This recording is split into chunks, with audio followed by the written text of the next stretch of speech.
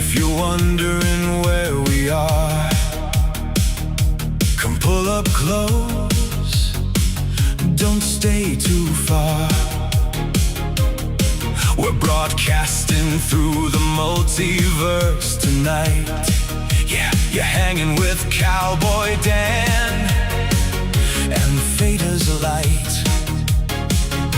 Reality bends, the timeline sway, the world you knew just slipped away.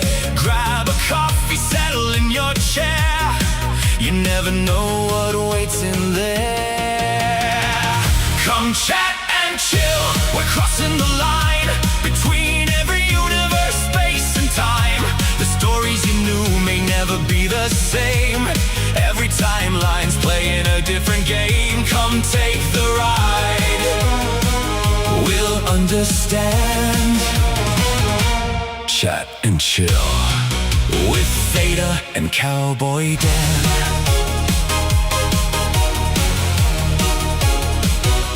What happened to the heroes we all knew? Did history split or start anew?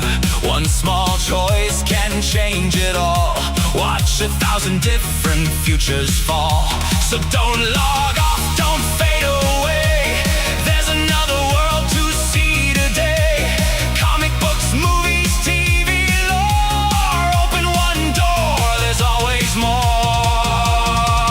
Come chat and chill, we're crossing the line between every universe, space and time. The stories you knew may never be the same. Every timeline's playing a different game. Come take the ride, we'll understand. Chat and chill with Theta and CowboyDan.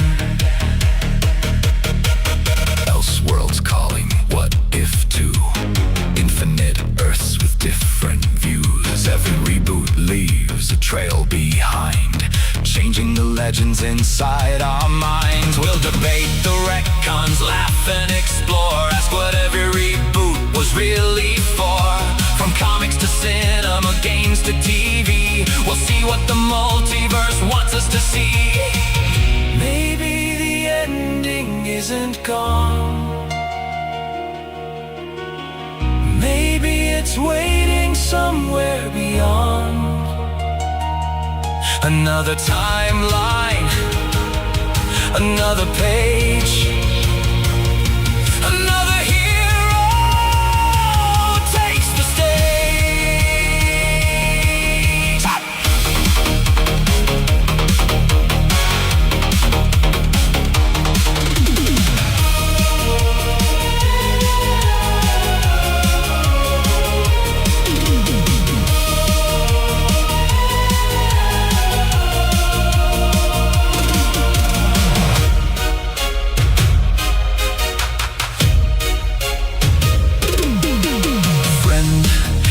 Wondering where we roam,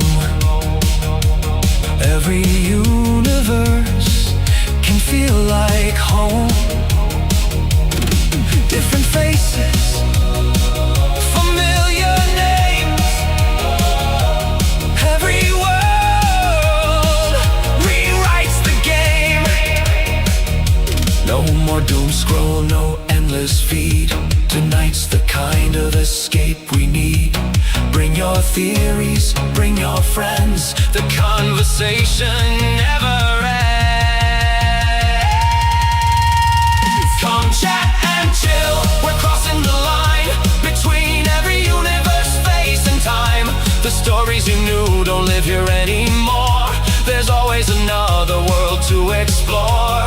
Every ending starts again. Chat and chill with Theta of Nerd Archaeology and KJ CowboyDan. Across every timeline, we'll see you in the next universe.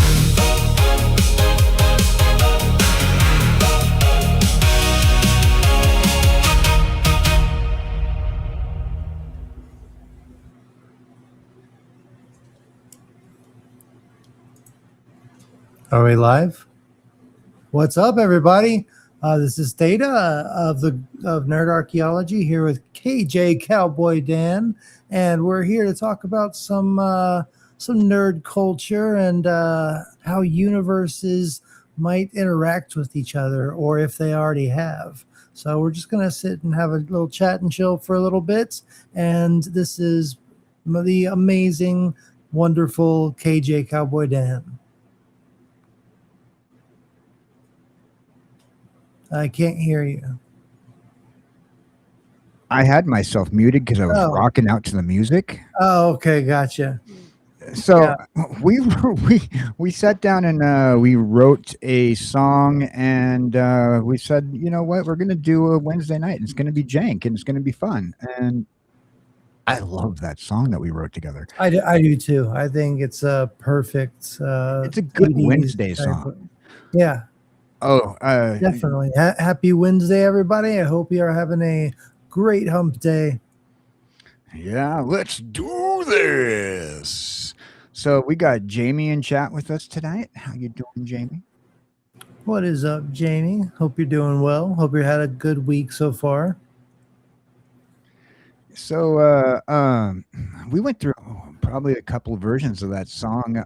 We had one that sounded like very like 1980s, late 90s TGIF. Yeah. Oh, yeah, like that sitcom one. Yeah. That was you know that was a hilarious one. I have to admit I loved how it turned into like I felt like I was in Carl Winslow's house or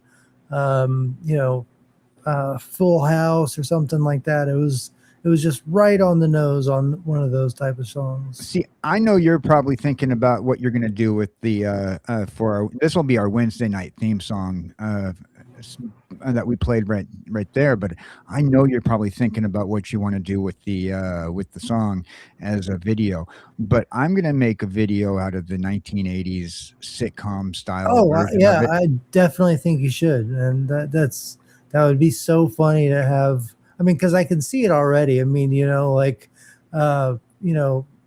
walking in the door and tripping on something, and or not tripping fully, but like just like you bump into something and you look at the camera and smile.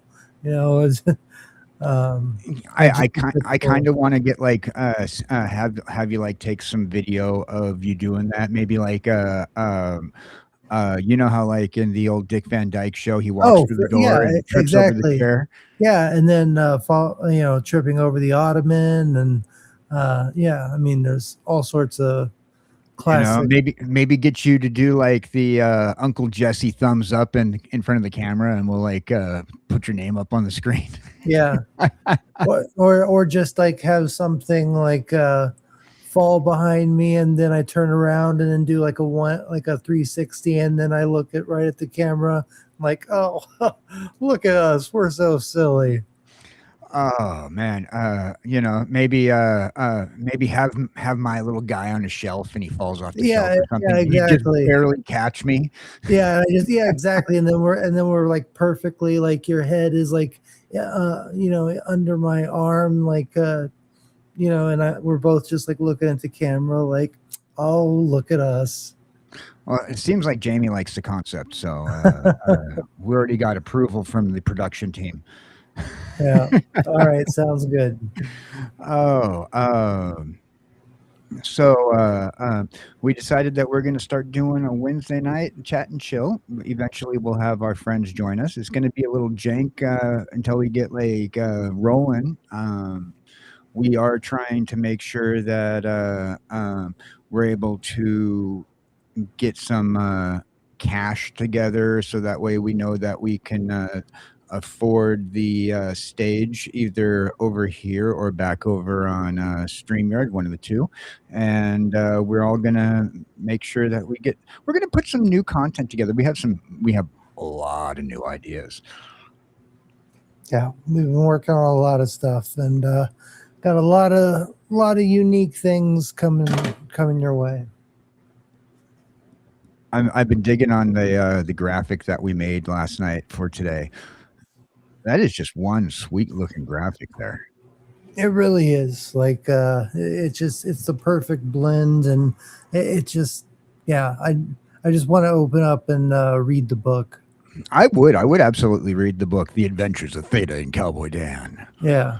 You know, maybe it starts out with maybe you doing your I don't know, maybe you're fighting like some sort of evil villain, and I'm probably traveling through the multiverse. So this wormhole behind me sucks me in. Oh, sucks me in, and we I'm I find myself on the grid, and Mm.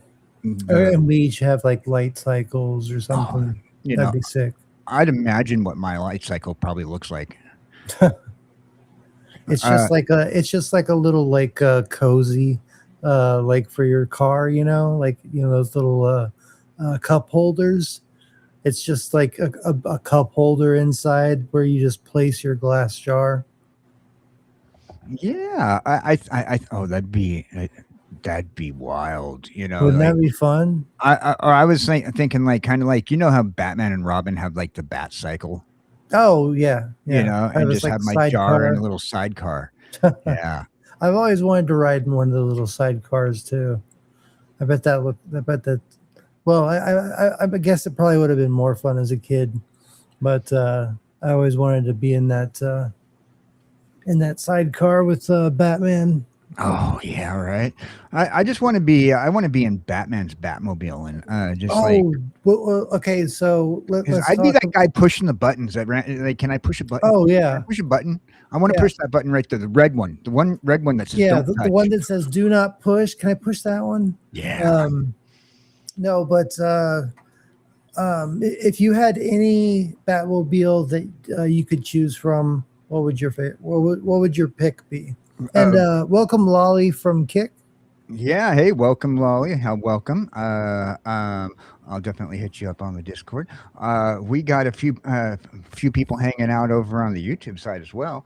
Looks like we have uh, Nemesis of Oh, the Nemesis Den. of Eden, how you Oh, doing? Nemesis of Eden. Sorry, yeah. Yeah, I haven't seen you in a while. Hey, you Thank you beautiful very being. much. Hail, you beautiful beings. Hope you're doing well today, Theta, and at KJ and at chat.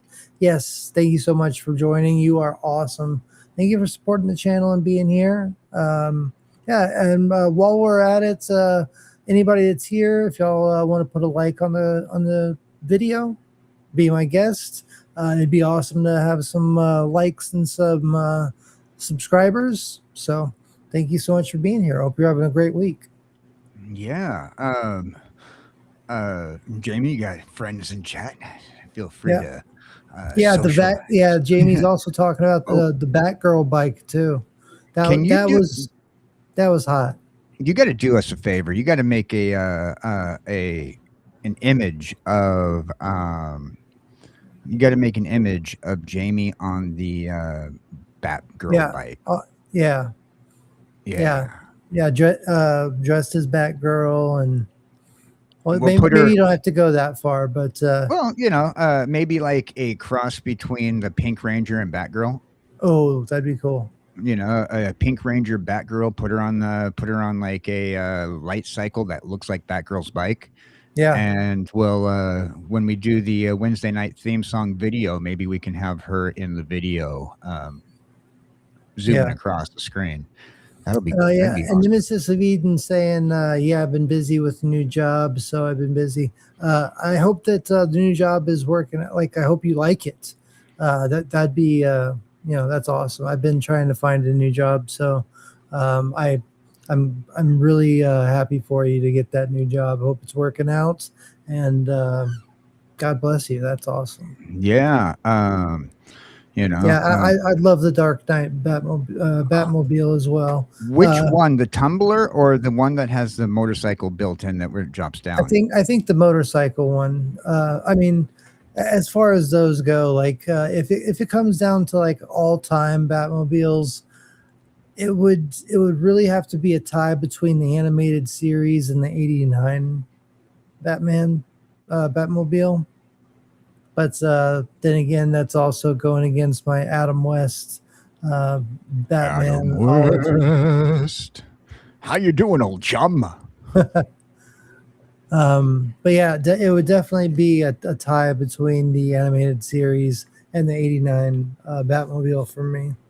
But the Dark Knight Batmobile, pretty sick. I mean, that thing is built like a tank because I think it was made to be a tank. Yeah, I like the one that has the motorcycle that drops down in it as well. It kind of reminds me of the car from Condor Man. I don't remember. Oh yeah, I do remember Condor Man. I was thinking of Birdman at first, which is another Michael Keaton movie.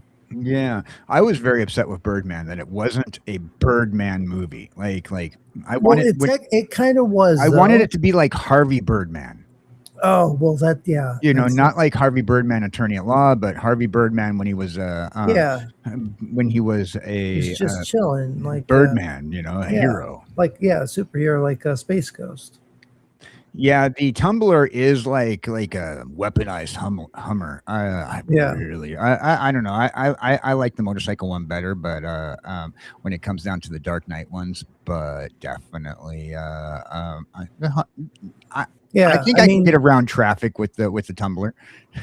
Oh yeah. Well, remember in Batman Returns, the Batmobile actually breaks into like a middle piece, so it slides down that alleyway. That was so corny, but it was so fun. Hey, what's up, King Fruit Cake, Lemon Pie Citrus? Hope you're doing well.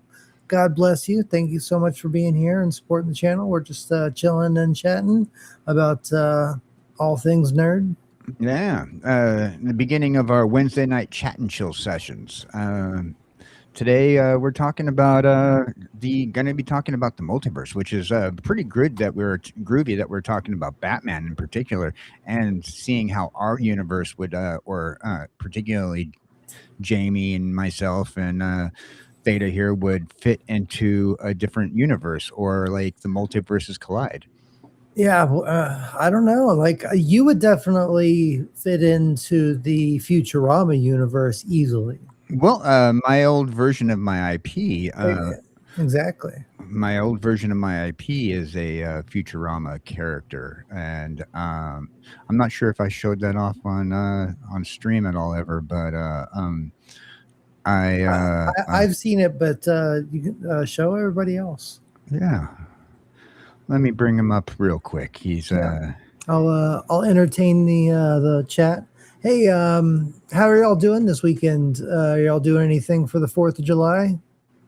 Any barbecuing going on, or anything? Any firecrackers that you're probably not supposed to be using inside the city limits? I know that's how it is for me, but everybody around here, they all use it anyway. So we all just have our own little fireworks show that we just chill out and barbecue sometimes. Yeah, there is the. Let me move myself over here real quick. Come on, move.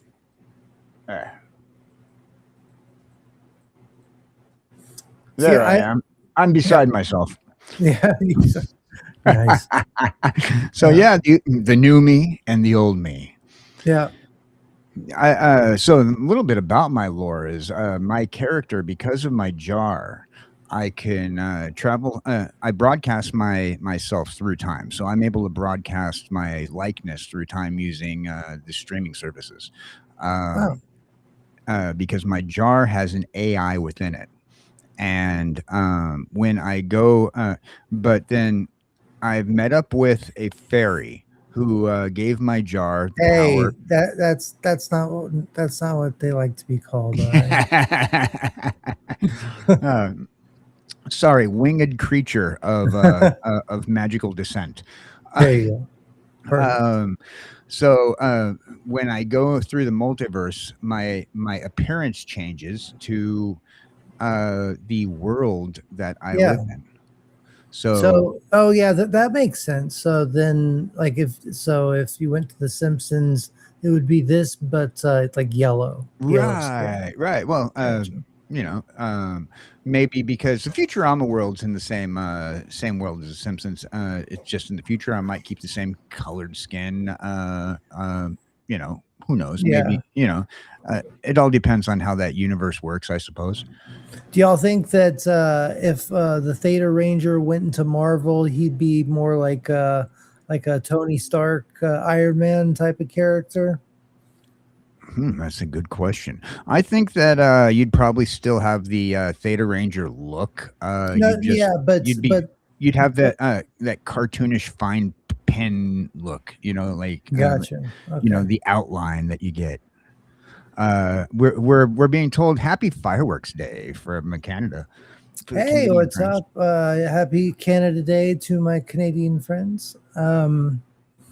Texas all the way here, but I have been to Canada. I don't know. I don't think that counts, but yeah, I did. I went on this bus ride like into the the mountains, and went to like one of the toppest, like toppest. That's not even a fucking word. It can be. You made it a Toppest. word. You make Okay, it a all word. right, all right. Yeah, why not? I am an inventor, everybody. No, but it was fun. There was lots of snow, obviously, but then there were like these like puddles of like not puddles, but like little pools of water where you could fish. I guess now that I'm thinking about it, that's just what they call ice fishing. Never mind. I bet somebody like broke out a piece of that ice and like started fishing there. I always wonder if people who go ice fishing are disappointed when they catch fish and not ice. That's a good point. That's a good point. Maybe a little bit of both. So, Maybe they're looking for the legendary ice fish. the legendary ice fish. I imagine that the ice fish does not like summertime. No, that's when Daddy takes the T-bird away. Right? I thought that's all because she was spending her credit cards too much.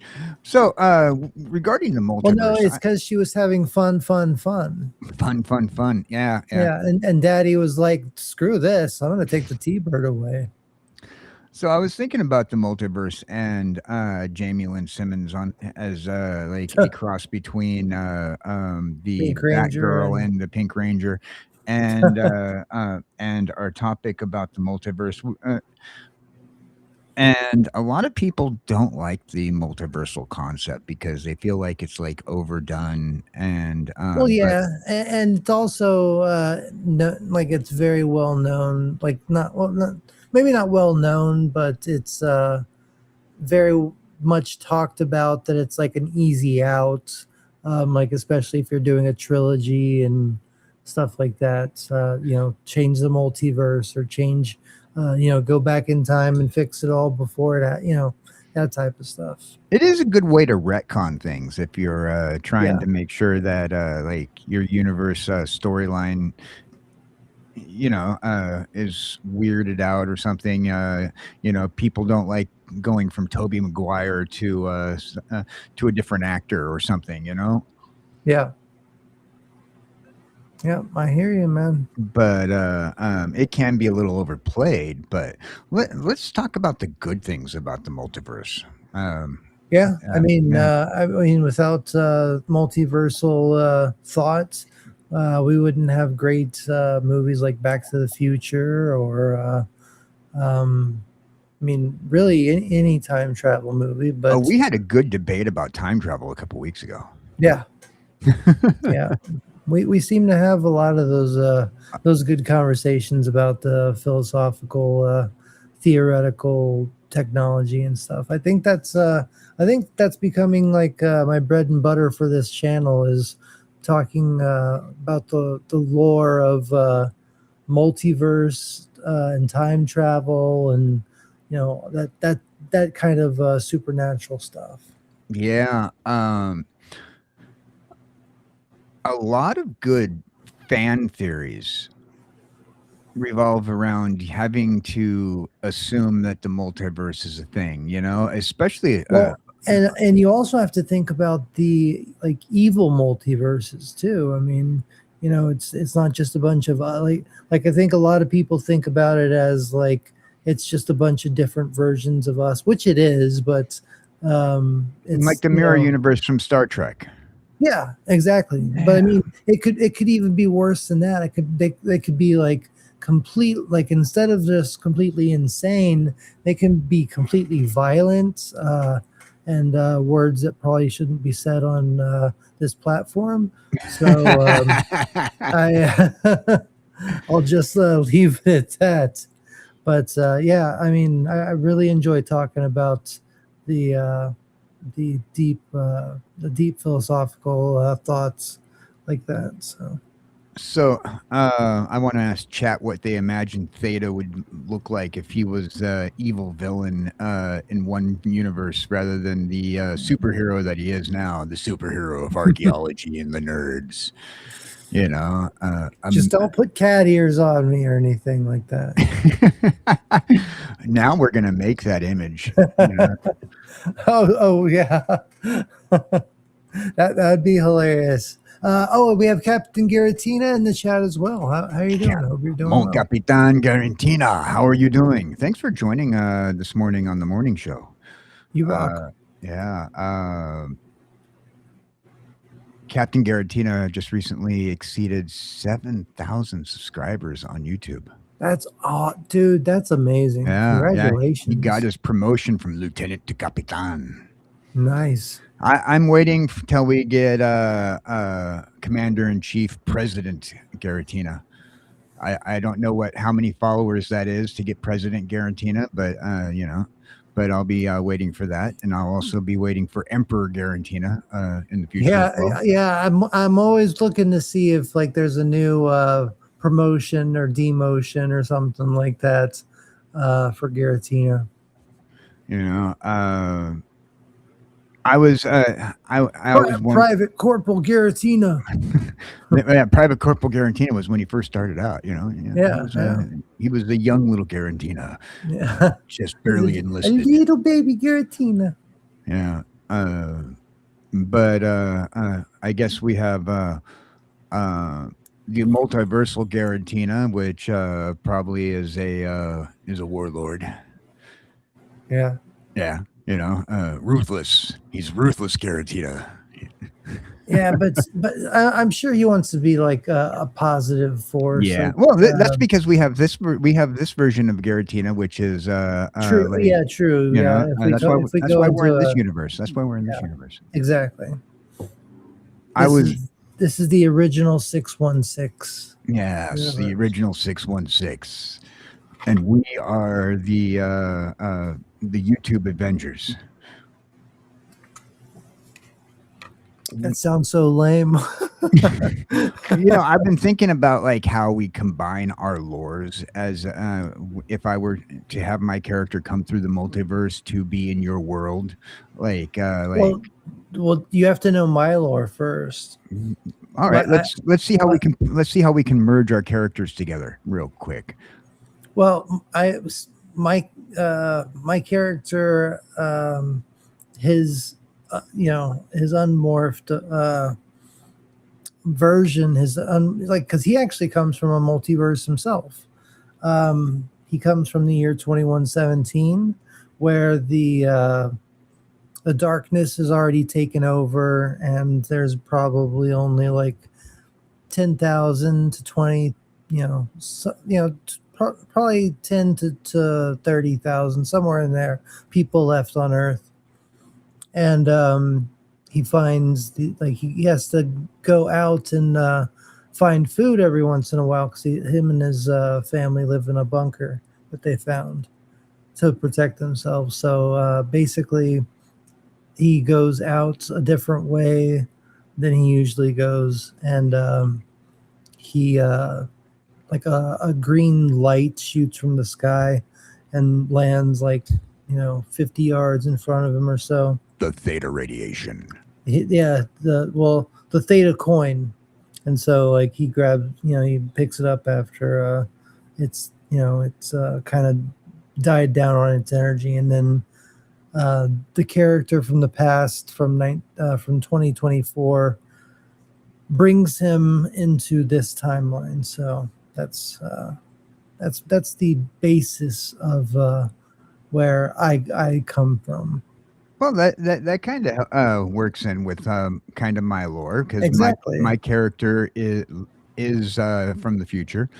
Maybe you got sucked in like the temporal distortion whenever I was transported back to 2024, and we've been here ever since. I don't know, something like that. Oh, absolutely. We go back in. We both find a way to go back in time. We have to find our way back to our original time frame, and it turns into a buddy buddy time travel multiversal hero epic, the hero's journey. Yeah.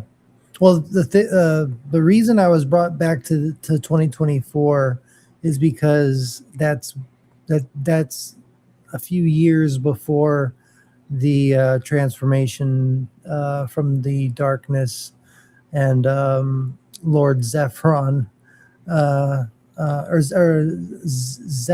Zephael is what I named him, and yeah, so I was brought back because the original Power Rangers went missing. So it's a whole thing that's I'm writing a book on. So just for my own little. I think make a great little book. I've been trying to come up with the ultimate storyline for my character regarding why he's traveling through time, which we haven't discovered yet in my storyline, but he's really not traveling through time. Like I said, he's broadcasting his likeness through time, but he does have the ability to open up. Well, his jar has the ability to open up wormholes and send him to multiversal locations, some of which are in a different time, kind of like the sliders aspect. Yeah, that's cool. I like that. And Sliders is one of my favorite shows, which is really one of it is probably like the epitome of like multiversal travel shows. Oh yeah, it was the original not sitcom, but one of like an episodic almost dramedy. To a certain degree, had a lot of Star Trek references, had a lot of Trek references with the places that they would go to, had a lot of it referenced a lot of science fiction. Yeah. And correct me if you think differently, but they used a lot of the sci-fi around them, while also being very unique in the way that they did their own thing. Like, you know what I mean? Like they use different aspects, different kind of story, the same kind of storylines, while also making it their own thing. Jerry O'Connell is currently trying to champion a revival. Yeah. I've been following that. And it will bring back John Rhys Davies. Oh yeah, I mean, as far as I remember, the only one that's not going to come back is the Wade, the girl Wade. Forgot her. Yeah, that's the only one that I haven't that I've heard that she's probably not coming back. The project hasn't been greenlight by but people are into it, so it's a possibility. Jamie's in the chat saying that it was shocking with Sliders. They travel to different Earths. I've seen. Yeah, it's a great show. I highly recommend watching the whole thing, because it's one of those like X-Files type of shows where there'll be good, like even the filler episodes are good.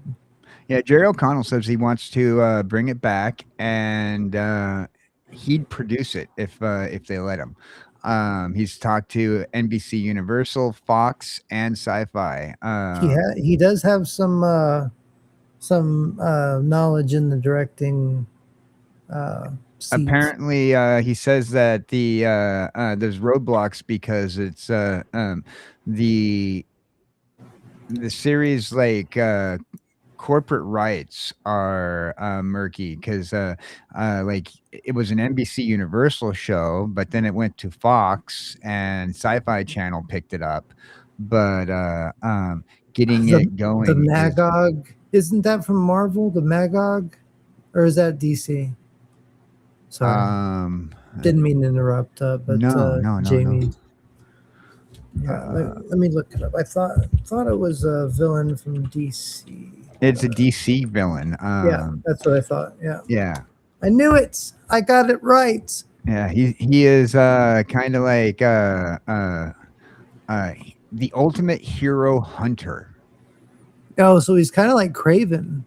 Yeah, he's kind of like Craven, he's like but he's the DC's version of Craven. But he's more he's more akin to Superman than Craven. He's that powerful. Yeah. Wow, nice. I'd like to check out more of that. Honestly, he was the primary villain in the Kingdom Come series. That's right. That's where I know. Okay, that's where I know him from. Yeah, he was the primary villain in the Kingdom Come series. Yeah. He has those horns. That's right. He has that like a ram's outfit. Yeah, very cool. I think. I mean, we're exploring different multiverses right now, so this is right on topic. But yeah, he was an enemy to Superman, so he was that powerful. Wow. Yeah, Jamie, you're right. It would be nice to see what happened after the last episode. I was kind of disappointed when they Smallville. No, Sliders. Oh, Sliders. Oh, yeah, I know. But yeah, that's just the way it goes. Like Sliders had the Magog. Yeah. No. Sliders had the Magog. Really? Sliders had a Magog. I'm googling real quick. I just remember the DC character Magog. Yeah. Okay. Yeah. He was the kind of the Cro-Mags. That's right. He was maggots. Okay. Yeah. Kind of a World War II Germany soldier kind of character. Yeah. Exactly. Except with like a scar on his face, kind of like I don't know. Yeah. I got a picture of him here, right here. Yeah, I do too. Pull it up and I'll put him on screen here. Not only are there Cro-Mags in this show, but there's Humags. It's probably a bad picture. I couldn't find a good one, but here we go. No, yeah, they're all kind of small. Yeah. I'm sometimes sure with these older shows, you can't get like too many good pictures. Sometimes.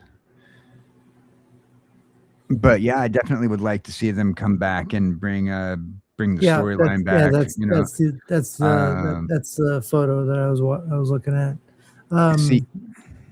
Go ahead. I'd like to see, like, because he finally found his brother, and then his brother took over, and then he was gone. I forget now. How did Quinn find a world that he was? Yeah, I think he stayed on one of the worlds, or he got left there by accident. One of the two. Oh, and that's why his brother became the star of it. Okay. Yeah, it was one of the two. Either he got left there and missed the slide, or he stayed. I don't remember exactly. I gotta re-binge that series. Definitely got to re-binge that series. Yeah, it's a good one. It's definitely one that I would rewatch every once in a while.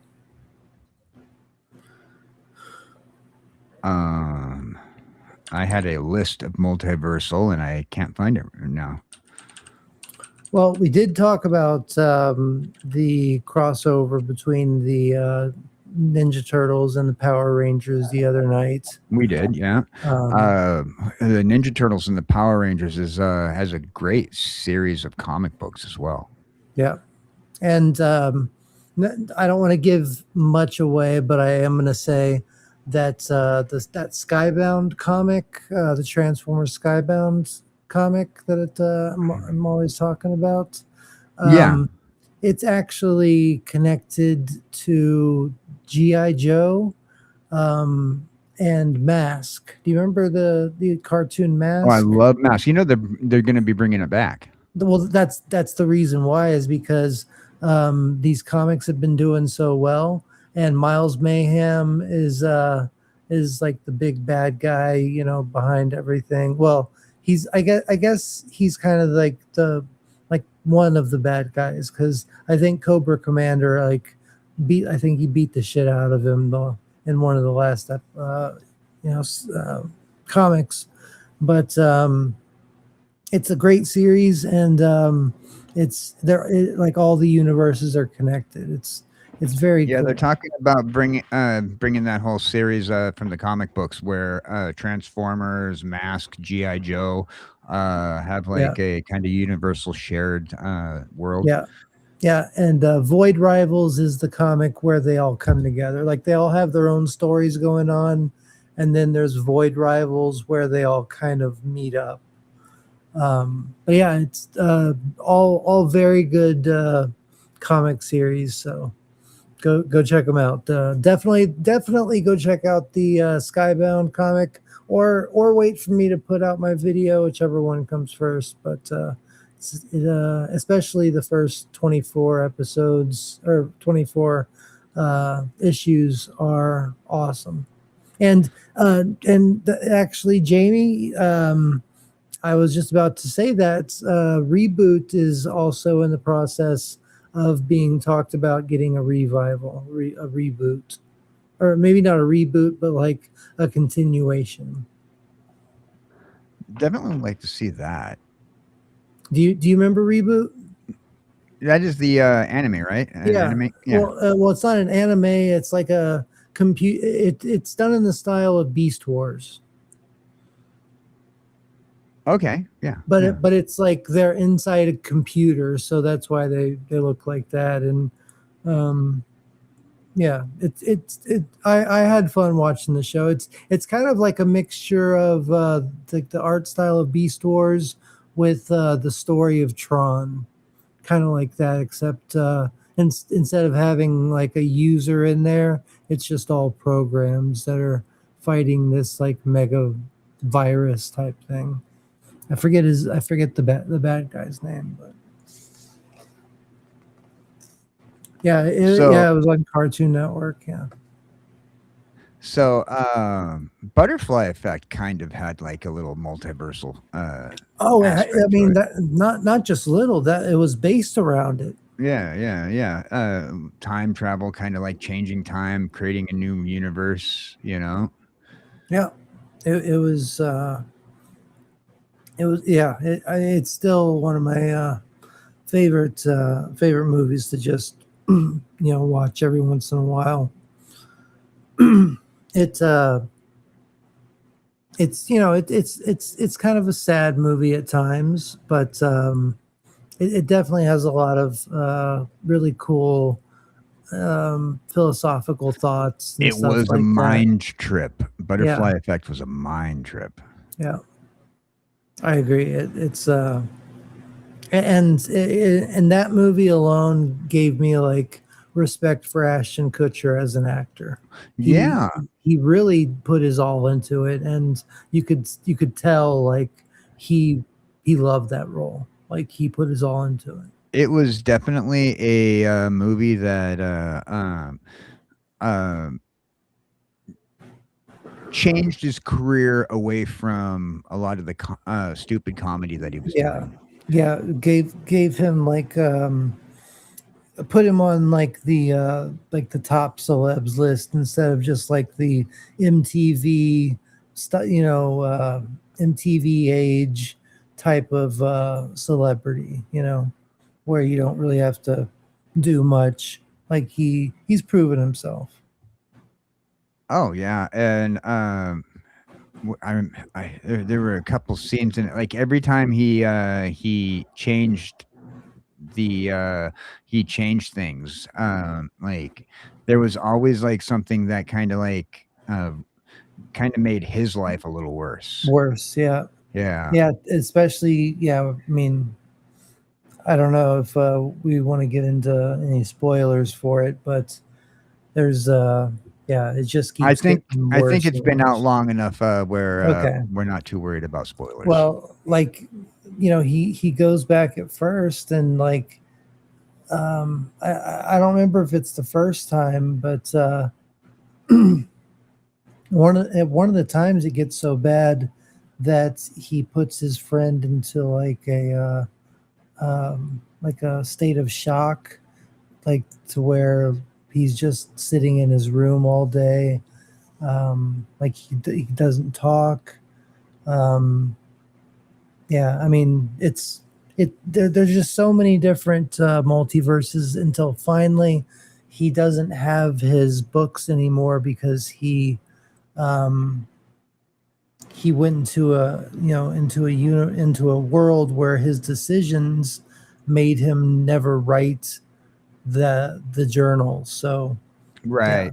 You know, it, kind of he- yeah, gives you the thought process of how like with like fan fiction, and people write their own fan fiction of things, and they usually put themselves in the fan fiction. And fan fiction is probably one of my favorite ways to look at the multiverse, is because how would I fit into it?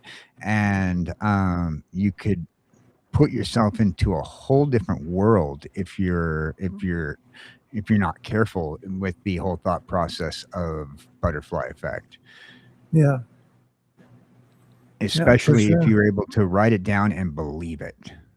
Oh yeah, I mean, just imagine like if you actually had that ability, and you go back and read like something you wrote like as a 4-year-old kid or something like that, and all of a sudden you're feeling like, like your nose is bleeding, your head's, all shaky, you can't stop it, you think you're like about to die, and then all of a sudden you're back in your 4-year-old body. That would trip. I mean, that would probably send me into a heart attack right there. Oh yeah, it'd be kind of trippy. First of all, imagine, you know, I imagine it'd be something different than like Doctor Strange in the Multiverse of Oh Madness. yeah, Like you go into a new reality. It would be so much that I don't think your brain can handle it. I really yeah. don't. You know, I don't think so either. I think it'd be very hard for any person to be able to cope with that. I think like the ultimate multiversal shows in the long run, when you think about like time travel and looking at the multiverse in different ways, it is more of a thriller than a sci-fi romance in a sense. Like a lot of people romanticize possibly being in another world, Yeah. and you Yeah, wonder. you don't understand like what's going on in that timeline that you I don't. mean, just wake up possibly in a new apartment that's not your apartment that you live in, not True. knowing what Yeah. job Even you have. something as small as that would really make a huge change in your life and kind of scare you. Have you ever seen the movie Coherence? Yeah, I've watched it on the channel before. Yeah. Oh, you've seen it, yeah. Yeah, Now yeah. That's I think Jamie actually was here when we watched it. Um, I just recently had to take it down because this was one of the movies that I was able to watch on YouTube, right? and then all of a sudden, I guess the company that owns it revenue shared that stream. Oh yeah, you know, it kind of sucks when they do that. But you Yeah, know, you but got to. everybody that got to watch it, um, I think they enjoyed it. It's a fantastic movie. And it really is like the perfect mind bender. Like, do you go back out into that black crossroads where you could end up in any juncture, in any timeline?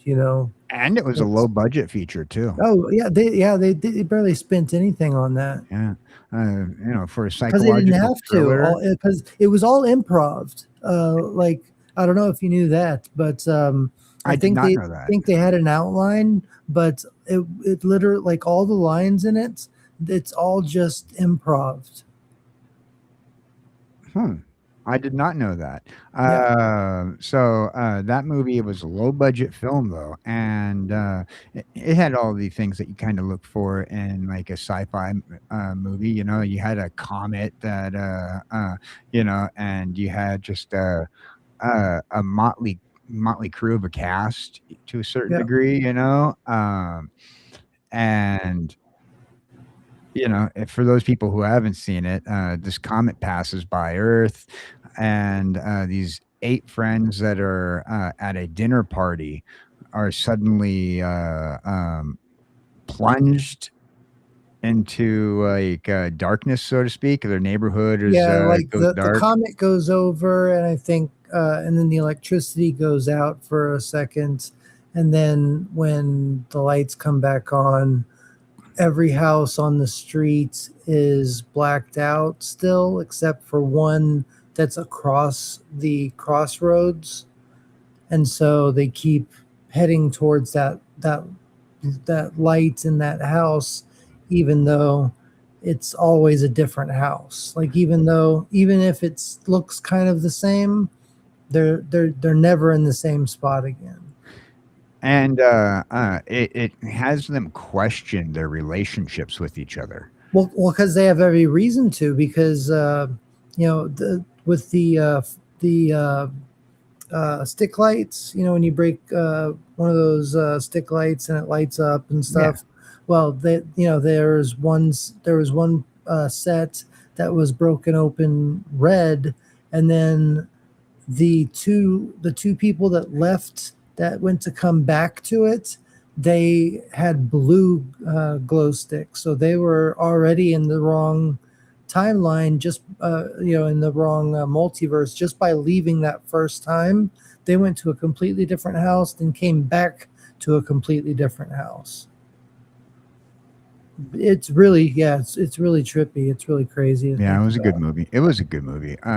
Definitely one. It's a movie that I'd like to see and again. and then at the very end, with this girl, her choice to, like, finally find a perfect universe for her to live in, and then it turns out that she's the villain in the movie, because she kills Emily her. Baldini or Baldoni is Yeah, the actress who yeah, stars in it, yeah, and ironically, her name is Emily in the movie. So yeah.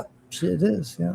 they say that when you play a character See, with your that's the own name. thing. I think if you look at anybody that acted in this, I think they all play the same person, because the guy that played Xander in Buffy the Vampire Slayer, him and his brother Nicholas both, Brendan.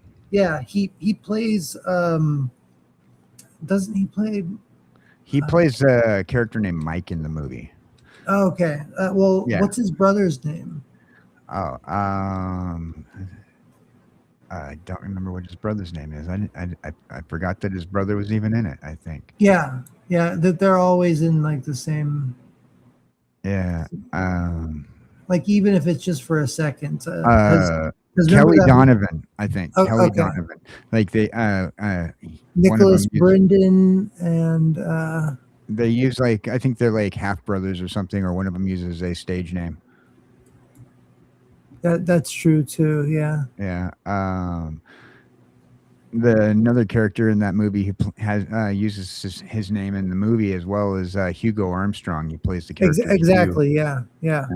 Uh, That's why I was wondering if everybody used their real names, because they were like they not were everybody did. No, not they everybody did. were told to go in there and just pretend like they are a bunch of long, friends that haven't seen each other in a long time, and they're going over to celebrate the comet that's flying over. Jamie says that she doesn't remember seeing it, but she Oh, guesses she was really? there. It's well, yeah, it's I don't think it's on my channel anymore, but yeah, Well, check it out if you get a chance. now that you do the viewings in a different way with the with Cosme, maybe we should go back and watch it again. Maybe. Yeah. Yeah. Yeah. A great movie, classic. That was one I enjoyed. Now I didn't like how they did the Flash, but I did like the fact that they showed you different Batman and Superman universes. Oh yeah, especially when they showed you like the Christopher Reeves, and then Yeah, showed you Nicolas Cage, and like everything that's ever been contemplated. yeah, I Um, kind of liked how they did that aspect of it, but I was kind of left like disappointed with the Flash and the way they did it because oh, well, I mean, Ezra Miller is a bad actor in my w- opinion. well, that and just the writing was kind of like Oh it yeah, seemed like the I animation felt was bad for rushed. Michael Keaton being in a part of that. Well, He deserved better. and he only did that so that way he could be in that Batgirl movie Oh really? that they shelved and then He sold deleted. his soul to be in a Batgirl movie. That's pretty. Well, that Batgirl movie was supposed to be like uh the continuation of the Michael Keaton 89. Batman. Yeah, Yeah. and they completely shelved it. I Yeah. really want to know what I've been seeing like interviews about that and like the director he took like home videos of like making it and he leaked some of the home videos and stuff. Apparently when they shelved it and Yeah. they all went on vacation and when they came back their computers were completely erased. Oh no. Yeah, so they don't know if like if there's anything left of it, if it's like in like some sort of vault somewhere or whatever. Like they did them pretty bad. I think it's because like when they did the Flash movie, they got rid of the Snyderverse. They were using it to get rid Yeah. of the Snyderverse, and Yeah. they wanted to go with this new James Gunn universe that they were bringing in. That they were about to screw up in the first place. Right. So I'm not sure if anybody watched the It's morning funny. I, show. I wonder if we live in a multiverse where, in the opposite version, those movies actually did well. You know, I've been hearing mixed reviews regarding the Supergirl movie. But hold on a second. Let's check out chat real quick. We got our friend Cinema Gulp in chat. Hey, Cinema Gulp. Hey, how you doing? Hey, what's up, Cinema Gulp? What's The up, Ben? How you Batgirl doing? movie was dead in the water. They didn't shelf it. They buried it alive. Yeah. Yeah, Cinema Gulp. Yeah, everybody's getting down on me for not having a beard anymore, but I'm growing it back out. Yeah, Yeah, they that, buried it alive. They did it dirty too. I really hope that like something that like they find what happened to, I don't know if the Ellisons get a hold of if the Ellisons actually get a hold of Warner Brothers DC that they can pull those out and do something with it because from what I understand it was like almost done. They just needed to do like yeah, editing and animations. You know, yeah, he said, "Looks good, man." yeah. No, I said great to see you and thank you. um, I, I like having at least a little bit of stubble, so you shouldn't have, but when I first shaved it all, I really looked like weird. Yeah, it was kind of awkward for me. I was like, "Oh, baby Theta, what happened?" Yeah. But now, now I don't. You Now know, I'm getting used to it.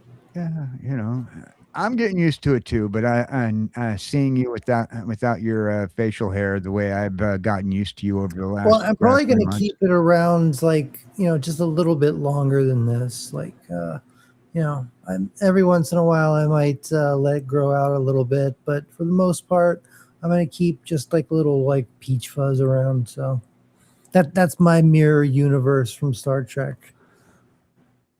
So, having are you the goatee. evil version of you, or were you the evil No, version? no, I'm the good version of me. Oh.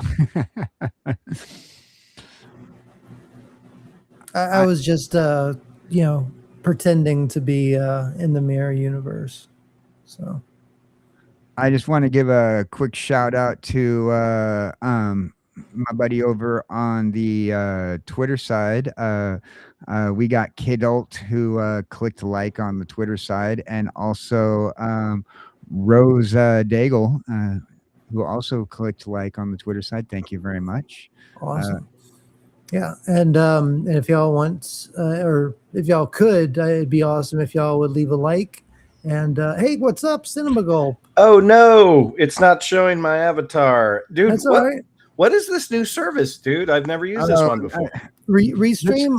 Restream. It's a little jank in comparison to Streamyard, but it's right now we have to. I mean, I haven't really had any issues with it, other than I have to chat going into YouTube. But other than that, I mean, it seems to be good. Yeah, I mean, it seems cool. I've never used it before, so I was like, oh shoot, I only heard about it because of KJ. So my StreamYard expired, so I couldn't start that. So we're kind of sharing.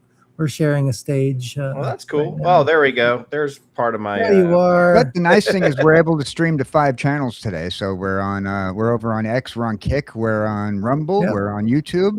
And, nice, dude. You're still. Oh man, I started the Rumble thing at one point, and it just.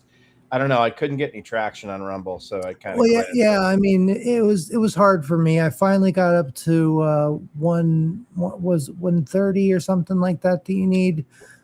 So I finally got up to the subscribers, but I never meet the goals that they ask you to meet, because they ask you have to like have 400 watch hours. You have to do 5 it was hard enough to do that on YouTube. I'm like, I don't want to do that on another channel.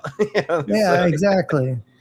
Well, sorry, I'm without camera. Oh no, don't worry about it. My cat is very sick, so I'm sort of running around and taking care of her at the same time. But I wanted to come on and hang out for a little bit because it's been a little bit. But yeah, I'm glad you did, man. Like, it's been a while since I got to hang out with you. So yeah, totally, man. If you get a chance to come back on sometime, we can finally do the Tarzan Sing. Yeah, we need to stream. do Tarsem. We need to do Tarsem. I know.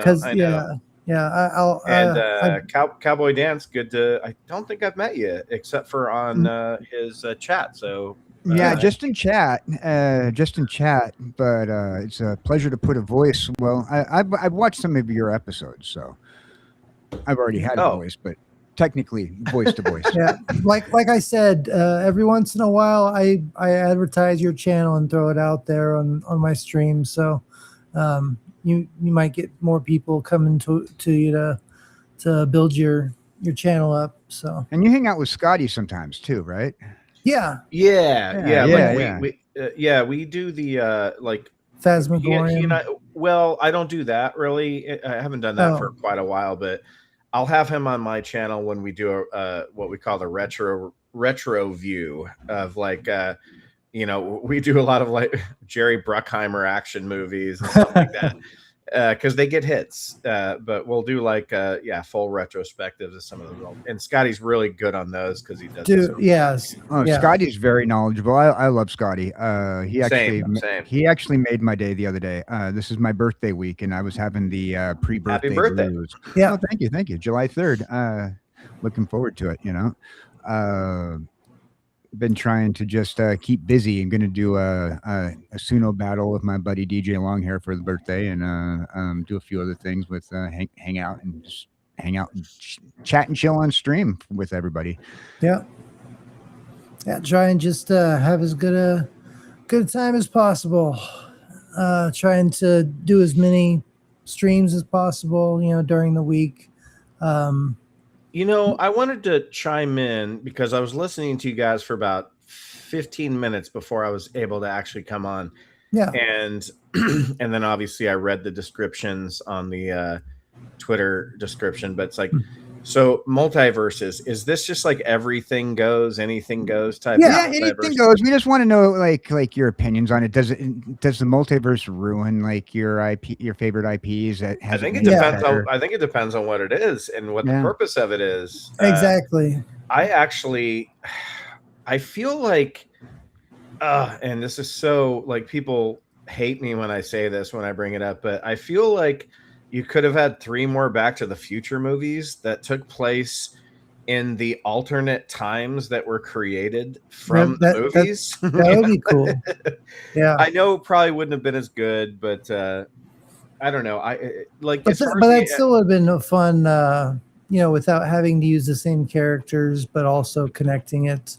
I've been a huge comic book reader since I was in high school, even a little bit before that, and I never bought the multiverse comics. It just, for me, it was just a little, I guess the closest I got was Deadpool, because he was always just jumping into other people's comics. Yeah, so exactly. Kind of like a multiverse thing, but I guess Crisis on Infinite Earth, because I was I loved Flash. I loved Flash as a kid, so Flashpoint was pretty cool. When it comes to the MCU, I don't recall Doctor Strange being that sort of linchpin of like he wasn't. I think he was. I don't know if he was or not, because I didn't read Doctor Strange comics.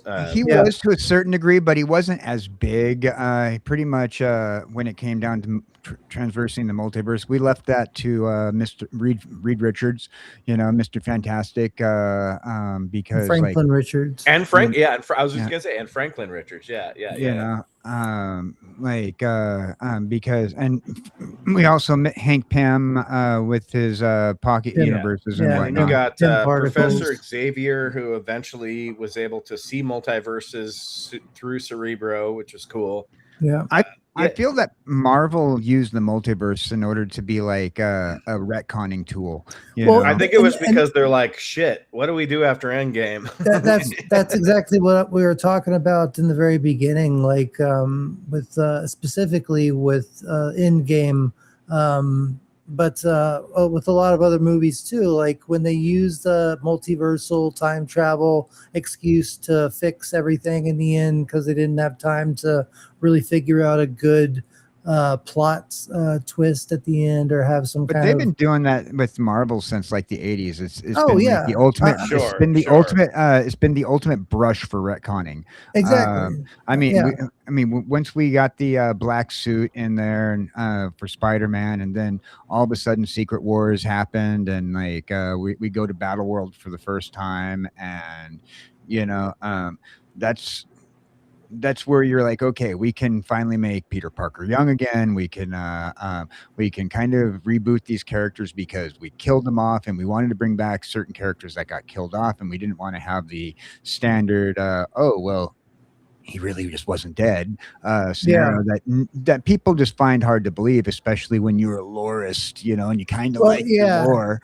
Okay, and when it happens so much, like there's times when it's all right, but like like when Peter Parker sold his soul to Mephisto, like that made sense, like he was trying to save Mary Jane and Aunt May and everything. I remember that.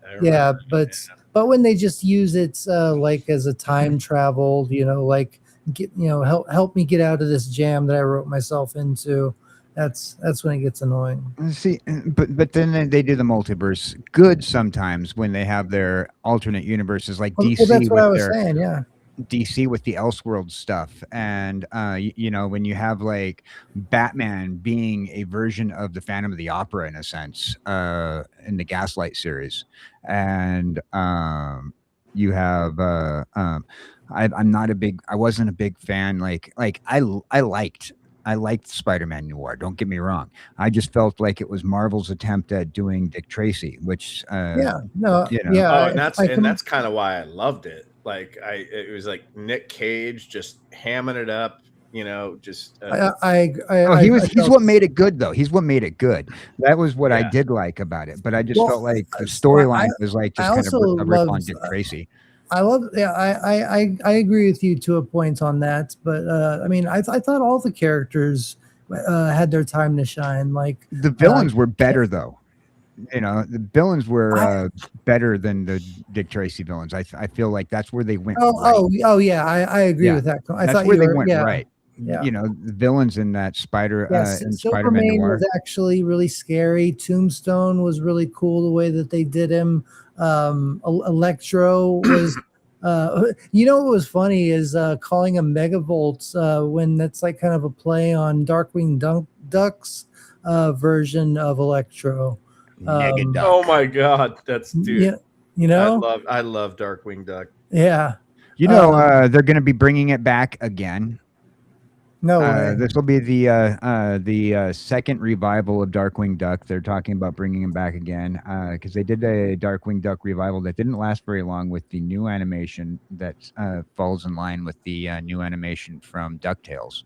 Yeah. And I think it lasted like 2 seasons max, and then they brought it back a second time. So this will be like I think the third revival of Darkwing Duck. Yeah. No way. I didn't. Yeah, I only remember the original. I hope. Yeah, I remember watching coming home from school, and it was what was going to be Tailspin, or was it going to be Darkwing Duck? Yeah. What was it going to be? Yeah, it was going to be an episode of it was going to be an episode of DuckTales. DuckTales, yeah. DuckTales. Then you had Yeah. Darkwing Duck. Yeah. Yeah. Do you want to get dangerous? Let's get dangerous. I love Tailspin too, because Tailspin, where Darkwing Duck was sort of the shadow, or even maybe like the Batman. Like Tailspin was sort of the Indiana Jones Rocketeer type of. Well, what I loved about Darkwing Duck is that it reminded me a lot of the Tick.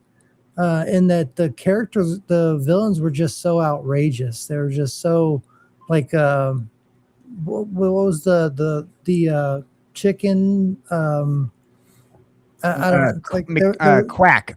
What's her name? The little. I know. I remember Negavolt or something like that. God, I wouldn't even be able to remember that. Yeah, stuff, there was also a Poison Ivy character. There was so many different Batman kind of ripoffs with ducks in them. Do you guys remember the DC Dark multiverse, the Darkverse, where Batman, I think for 3 or 5 issues, becomes a vampire? Oh yeah. It was so are you talking about cool. Barbados? I can't remember. It was just, I think it was just the vampire. It was in Tales of the Multiverse, and it was Batman as a vampire, and I was like, dude, yes. It wasn't awesome. It wasn't in Elseworlds, was it? No, I don't think so. Yeah. Okay, yeah. But he gets bitten by Dracula. Yeah. It was a trilogy. That was a trilogy. And exactly. Yeah. It was part of an Elseworlds graphic novel line. Okay. I think it was from what I'm reading anyway. It looks on the Batman wiki. It's from Earth 43. The Batman of Earth 43. Earth says the specifics of Batman's life prior to the events of the story are unclear. Here, let me share the screen. Yeah, they did a trilogy of it. Eventually. Yeah, but he's even though he's a vampire, he's still a good guy. So he's exactly like super Batman. Exactly. I mean, like he has, it seems like he had multiple series with this. There was the first one was in 91. Oh yeah, that's probably why I kind of remember it, because that's is this him? Yeah, that's Bruce Wayne as the Bat. Yeah. As the vampire Bat. That's Bruce pretty Wayne. sick, man. That actually looks like the Christian Bale Batman, right? Yeah, there. it does. It does. And this is I believe that's from the 94 run. Yeah, I think this one's from Convergence is what I saw. I really like the Elseworlds comics when they do the Elseworlds storylines, like those. This is from Convergence. Those ones go dark and they go really good, real good writing. In the when they have an Elseworlds storyline, man, there were a lot of series with Batman as a vampire. Yeah, Red Batman Rain was and the one that was in, Red Rain. Red Rain That was the one in sounds cool. 91. He had the blue and gray costume. And then in that Red one. Rain Bloodlust is the sequel. Damn, you guys know your shit. Well, no, I'm I only reading remember that one. No, quick I run, but, don't. But I wish I had a memory that good. I'm just reading off of the Batman wiki.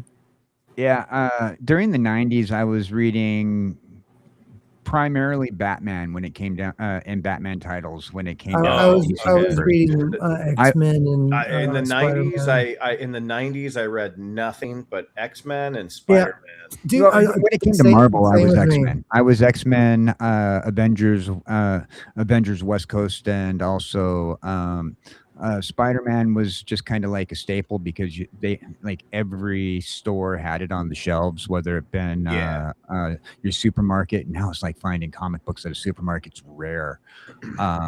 Same, dude. When I was a young skater kid in the 90s, there was a comic book shop, Comic Quest. It's still there in my hometown, and you would comics that didn't sell after like a month, they would put them out for a penny.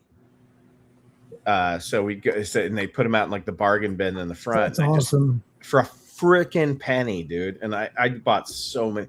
I bought comics from Marvel that I didn't know existed, like Stalkers, like was it Midnight Suns? Was that what Midnight Suns? Midnight Suns, I had never heard of those things before at the time. Yeah. So I just bought them. I was like, a penny? Hell yeah. Yeah. Can't go wrong I like with the Midnight Sun series because that took Johnny Blaze after he stopped being the Ghost Rider. Yeah. Midnight Suns, I think, was famous for taking sort of, I don't want to say full villains, but sort of like anti-heroes, but I think there were some villains in Midnight Suns. Oh yeah, well, I mean, they hunted vampires, so it was mainly like for Blade. It ran across 4 different series back in the 90s. You had I know that you had Ghost Rider, you had Johnny Blaze had his own. You had I think they were Blade. all fighting not Morbius, Mephisto. Mephisto was the primary villain there because most of them all had Mephisto as their main rogue. Exactly. I think Morbius was a Midnight Sun. Morbius was. He was. Yeah. They were pretty much like the supernatural heroes for hire. Exactly. Yeah, they were like the power pack of Dracula and supernatural beings. Yeah, I really liked that line because I was always a Johnny Blaze fan. I was too. Still to this day. Seeing Johnny Blaze. You're not a Robbie Reyes. Yeah, fan? Robbie Reyes. Robbie Reyes. Yeah. I didn't even know that was a thing until he showed up on Agents of S.H.I.E.L.D. But are you serious? Yeah. I was surprised that Agents of S.H.I.E.L.D. went directly to Robbie Reyes. It was weird. Well, it was weird. I was like, yeah, what? I think it's because they were Johnny Blaze was owned by Sony at the time. So either Sony or Universal, whoever. It was Sony because it was Columbia TriStar that did the Ghost Rider movies. So that's a Sony label. Yeah, but Sony didn't buy it. That's another Universal distinction. In that universe, we had Johnny Blaze, Nick Cage playing Johnny Blaze, and then now we have Nicolas Cage playing Spider Noir. See, Nick Cage is a comic book fan, so he does appreciate the Yeah, character. and also like he almost played Superman. Yeah, I wish that DC would have given a little bit more money to be able to do more than just make a costume. And also Yeah. and also take away the I forgot his name, but the guy that wanted a giant spider in the movie. Oh yeah. Well, they did that in a comic book though. Well, and So they also did it in Wild Wild West, which was the next movie that he worked on.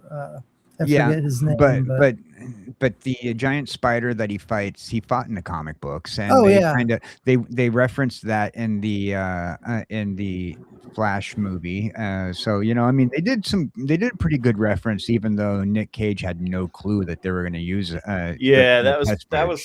That was pretty bogus, man. Like, I mean, I know the dude's got his own money and all that stuff, and sometimes you're like, it's not about the money, it's about the the ethics of it. It's like you just used it, because they had mentioned, hey, do you want to play Superman or whatever? He's like, okay, and then he never heard anything from them again, and then he just showed up as this awful digital render, absolutely atrocious.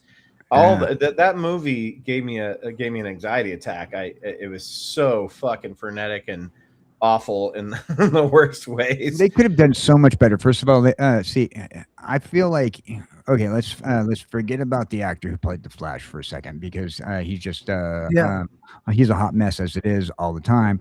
But he was fine. He's not really the problem. But no, he wasn't the problem at all. It was the writing. It was the writing altogether, and then and the CGI, and they skimped on their CGI budget. And how do we put babies in microwaves where it looks okay and safe? Well, you can't. Who my favorite. The best part of that scene though was the dog. Though I mean, they put more effort into the dog. Yeah, I didn't mind Ezra Miller. The movie was just a fucking disaster for me, because like I told you, the only DC stuff I really followed was Flash, and that's not Flashpoint. And I know they said, well, it's not supposed to be Flashpoint, it's a different thing.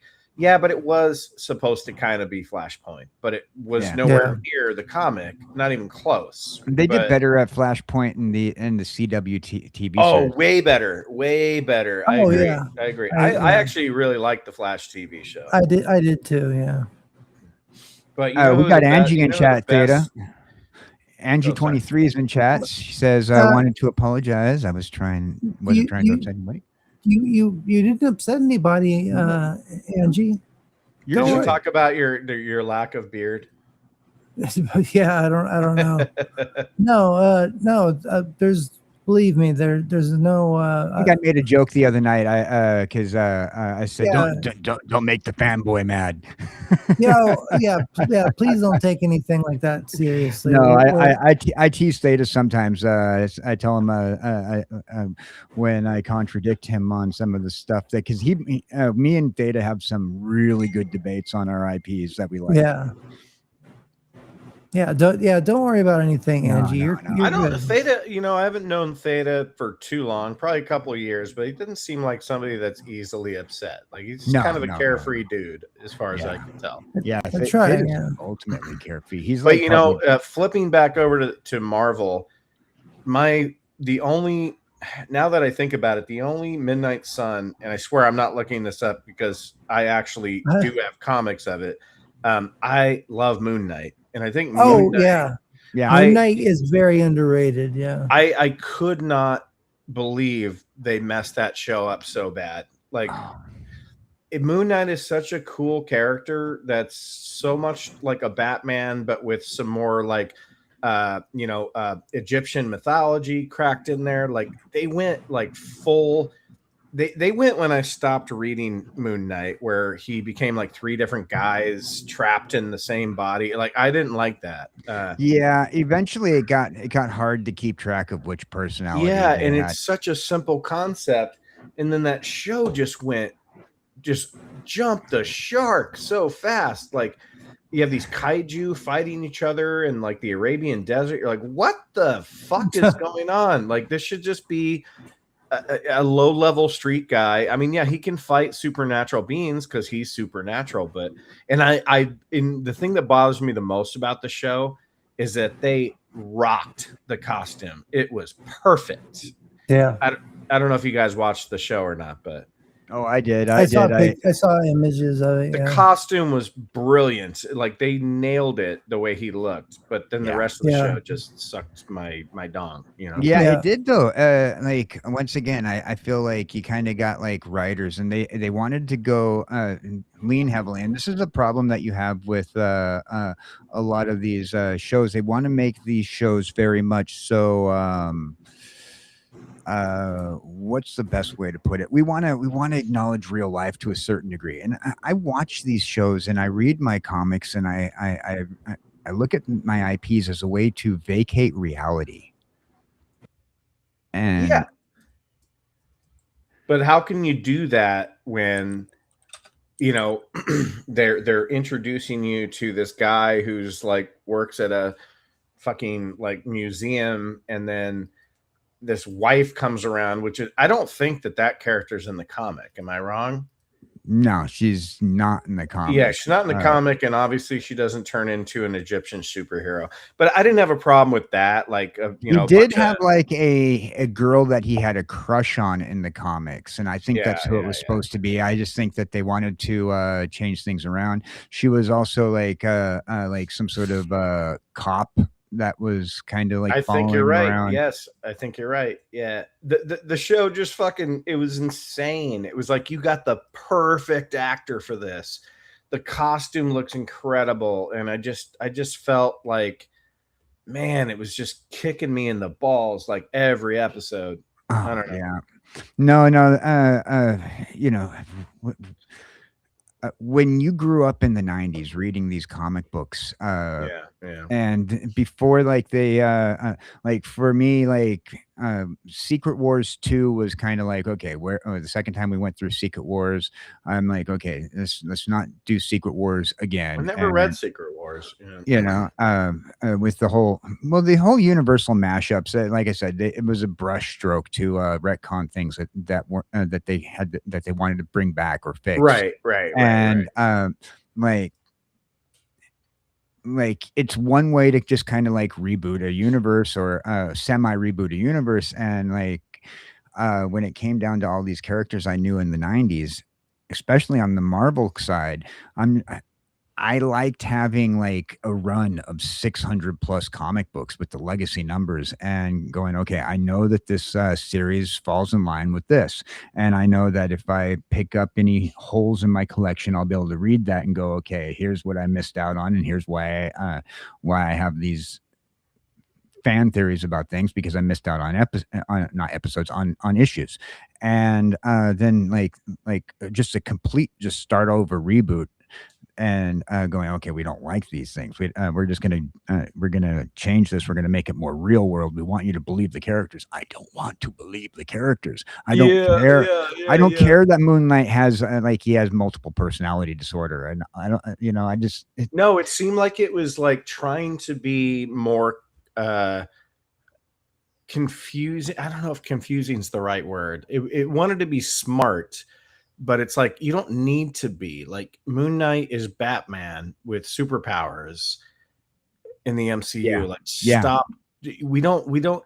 It's in the show just showed you how much more confusing the comic was by making the show so confusing, by like Oscar Isaacs just waking up out of nowhere and holding a gun. And you're like, no. Keep this one simple. Why is it so simple? Yeah. Yeah, it doesn't need to be Southland Tales or Donnie Darko. You know, it needs to be just a no, guy I'm not going to see that crime. the same way. I'm not going to see that the same way. Now I'm going to be thinking of Donnie Darko when I watch that again. Real quick. Hey, Rotten, how you doing? Hola. I love who you picked for your profile picture. Yeah. Wait, who's the profile picture? It's from it's The Shining. Yeah, The Shining. Yeah. It's fucking. I was going to say olive oil, but it's the actress from The Shining. Yeah. It's Wendy from The Shining. Yeah, Wendy Torrance. Wendy Torrance. There you go. But Shelley Duvall. Shelley Duvall. Yeah. Yeah. Oh, dude, did you ever have any favorite forget about Spider-Man. Did you have any favorite comic runs that in the 90s, because you remember the 90s was the golden age of the animation kind of taking over, because obviously we all love the 90s X-Men. Who doesn't? Oh, yeah, of course. But the 90s Spider-Man show was really good. I love the intro. Oh, yeah.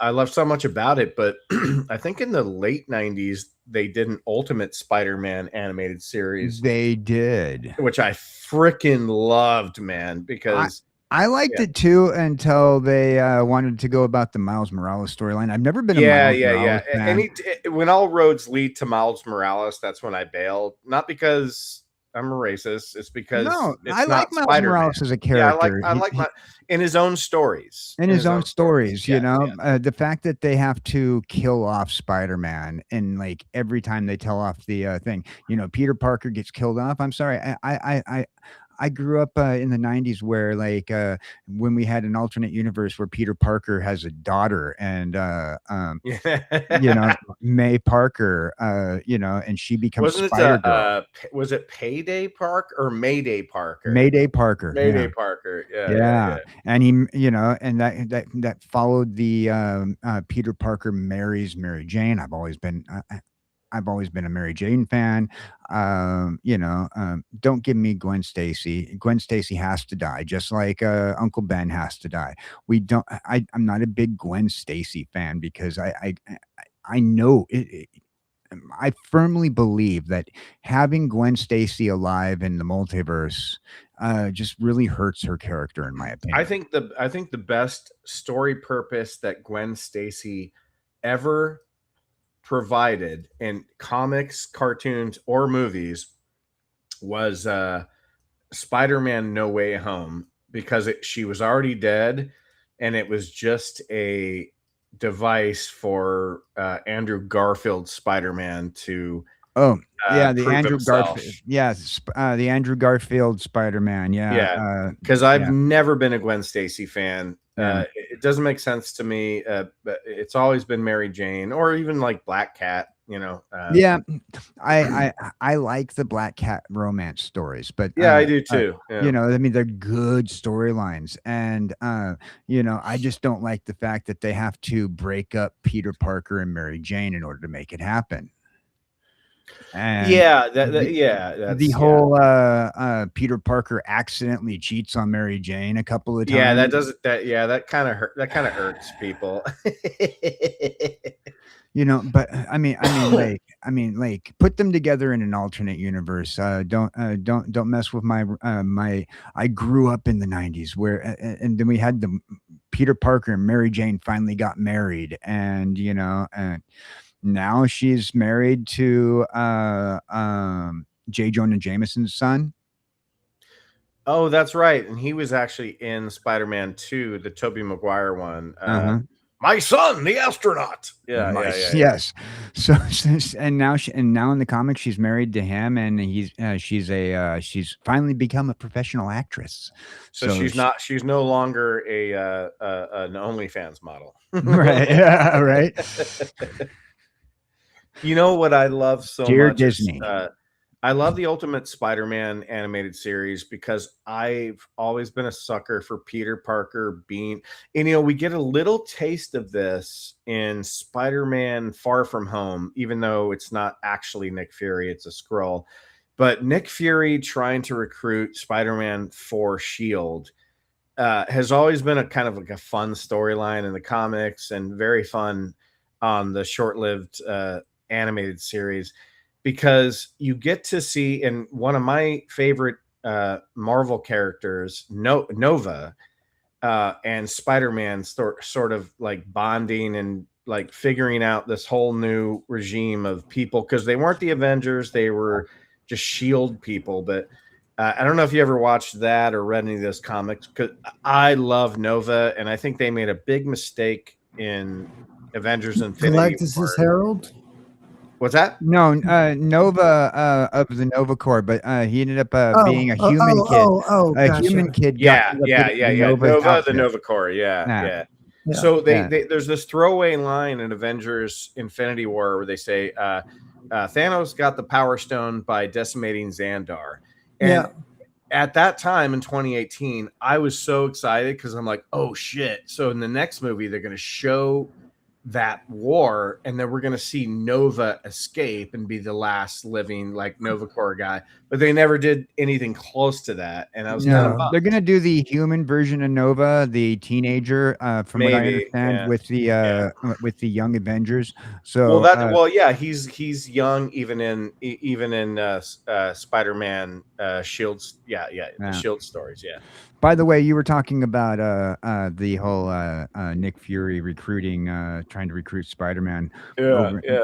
Nick Fury ended up getting one of his Spider-Man and Agents of S.H.I.E.L.D. If you have ever read Agent Venom or Venom Agent of S.H.I.E.L.D. Yeah, Flash Thompson. Yeah, Flash Thompson. Yeah, I've never read it, but I've heard of it. Yeah. He gets the Venom symbiote and joins S.H.I.E.L.D. Yeah, they should have done that in the Tobey movies and actually had, because that was Joe Manganiello that played Flash in the first Spider-Man movie, and that guy's a beast. You guys know who that is? Joe Manganiello. Yeah. Like he would have been a way better fucking Venom than. I mean, I like Topher Grace a lot, but that was just the wrong. It was the wrong everything. Yeah. Well, that was one of the problems with that particular line. Pretty much. I want to say Danny Elfman. He just made the music for that, but his friend. My brain's not turning on all four cylinders at the moment. I got to get some more coffee. That's all right. I understand.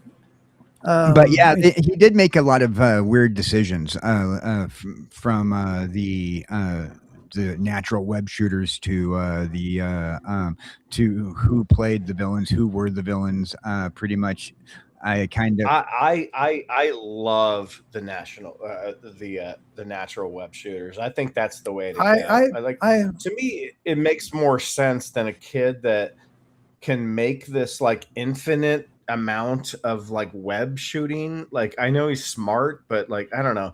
I loved it when I could, because like I said, I read Spider-Man in the 90s, and then I saw Tobey Maguire and I saw the shooters coming out of his wrist, and it just did not bother me. I was like, okay. No, it didn't bother me either. We're bypassing some stupid detail. It was a minor decision that a lot of people looked too deep into. I liked it personally because it made more sense. And they eventually retconned it in the comic books where he mutated, which they're going to be doing in this It looks like they're going to do it in the new one, dude. Yeah. It looks like he's going to be shooting that shit out of everywhere. And they kind of hinted to it with the No Way Home when they spent a lot of time in like I think 2 or 3 scenes like legitimately talking about how it comes out of him, so they kind of like teased you for it, and I'm actually really excited for this new Spider-Man July movie, 30th. I can't wait. I think July 30th. Yeah, July 30th, man. I mean, even if we only get a little bit of Scorpion, which it looks like we will, I've always wanted to see Scorpion face off against Spider-Man. I think we'll at least get one. My guess is that scene is at the beginning. Yeah, that's what I would guess too. I wonder if at any point we're going to see Scorpion get the Venom symbiote. Because in the comics he has it for a while. I don't think in this movie, but who knows? I'm just saying in future projects, if that's the way that they're going. Dude, we're gonna see him face off against the Hand in this movie. Fuck yeah, dude! He's gonna face off against the Hand, and now I'm hoping because with the whole bringing back Daredevil, and that they do the Hand right, because Yeah, dude, the Defenders was garbage, man. The Defenders. It wasn't the Defenders though. They just used the title because I mean, if you ever read the Defenders, Yeah, it's not even the actual you know, I mean, Defenders. where's Yeah. Beast? You know, Yeah, I was gonna say, Yeah, wasn't yeah. Beast the Defender? yeah, you know, Yeah. pretty much what it was. It was Heroes for Hire with the Defenders title. That's what it was. And Heroes for Hire was Iron Fist, and Daredevil, right? Daredevil Or and Power Luke Man, Cage. Yeah, She-Hulk. Power Man. Yeah. She-Hulk sometimes. Yeah, but I don't know why they did that Defenders show. I think it's because they knew that. I think Netflix knew they were just about to get bought out by Disney, so like, let's make our Avengers movie. Like, fuck it. I think they couldn't do Heroes. I think they couldn't do it as Heroes for Hire because nobody liked Iron Fist, the show, anyway. So well, Danny Rand, I mean the show itself, but the they could have done character, better. They could have done better with Iron Fist. First of all, once again, it goes back to writing, and I think because they knew that they were kind of running out of time with the Netflix stuff, but yeah. God, those first 3 seasons of Daredevil were bangers, man. They Just were fucking bangers, dude. So what do you think about the Disney revival? You know, I watched the first season and I had no idea what I was supposed to be thinking or feeling, so I just got rid of Disney Plus. Like, it wasn't for me. I'm not gonna be one of those guys that's like, oh, it's fucking garbage. I just had no idea what I was supposed to be feeling or thinking, and if that's happening during a show, then you lost me. So, you know. See, I thought they were going to do good, and they didn't. They didn't, and then they gave us after and to build up to it, they gave us Echo. And when I heard Muse was going to be the villain, I was kind of stoked because that's sort of like a newer villain that's really cool.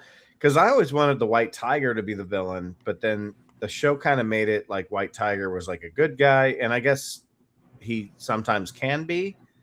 Because isn't White Tiger is also one of the SHIELD agents from yeah. But I don't know, dude. Like as soon as we got into the Muse storyline, I was like, oh, cool. Like, yeah, because that's his thing. He paints murals in blood, and it's like, oh, that's awesome. And then they kill him after like 2 episodes after being introduced. Yeah, did him dirty. Yeah, dude. Just like they do a lot of the characters. You know, unfortunately, I feel like I don't like the concept. If you're going to give me a TV series, don't give me 8 episodes. Yeah, you know, I grew up with 22 episodes in a season. Give me a full season, and or at least if you're going to give me 13, give me like an hour-long episode. That's why I like Green Arrow, The Flash, and Supergirl so much, is because they were regular television episodes, you know. Right. Oh yeah, the CW, So the CW stuff.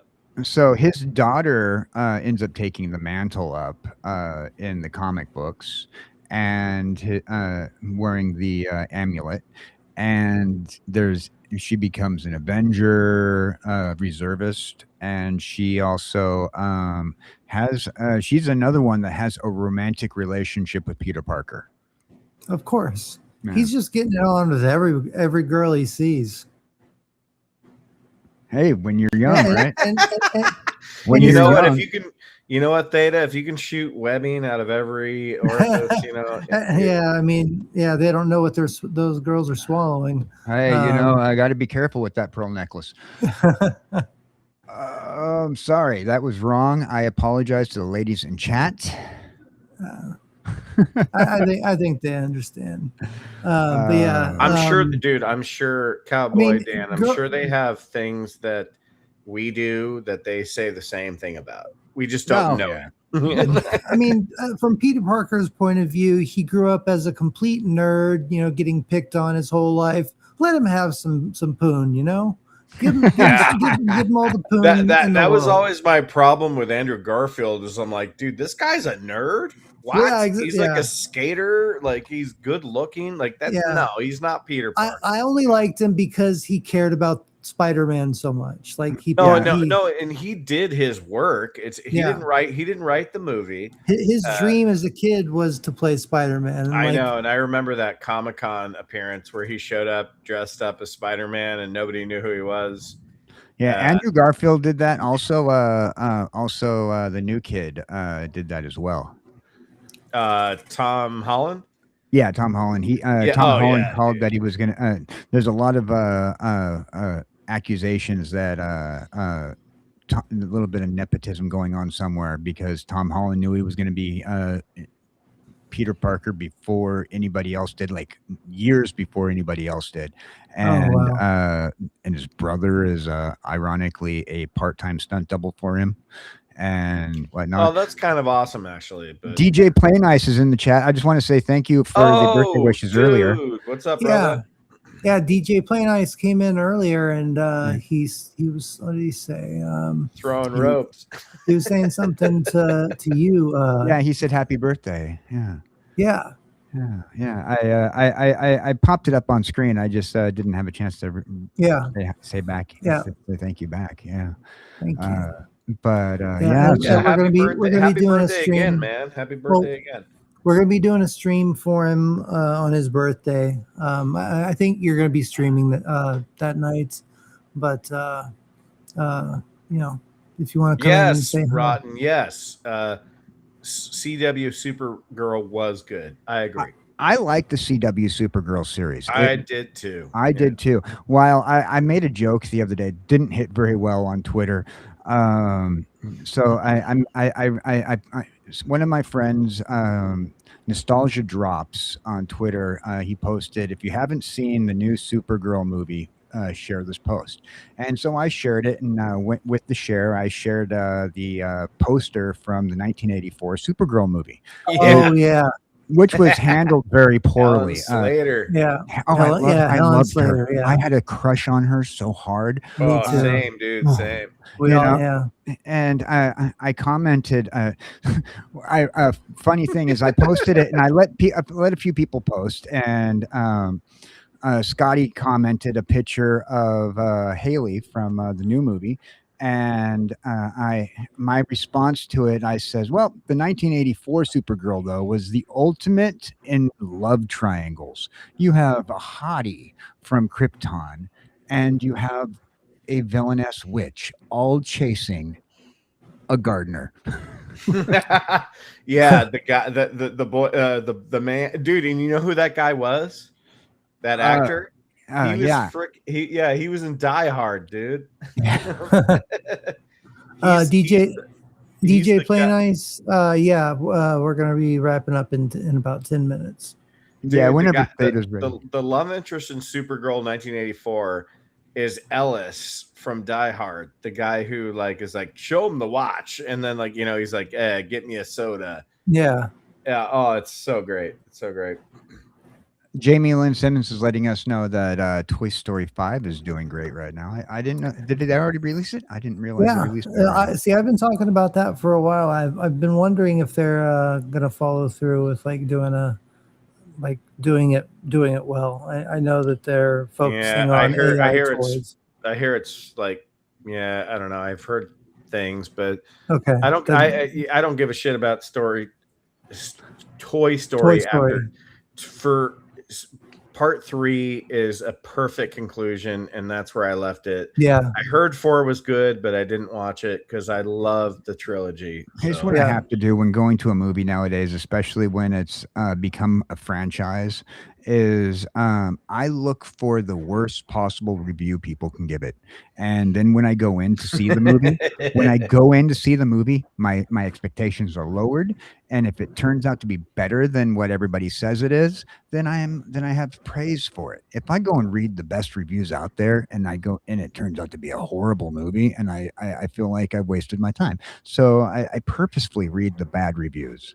Right. Well. Yeah, I get that. I just go with my gut sometimes too. It's just man, Toy Story 3 was so good. Why are we fucking with this? And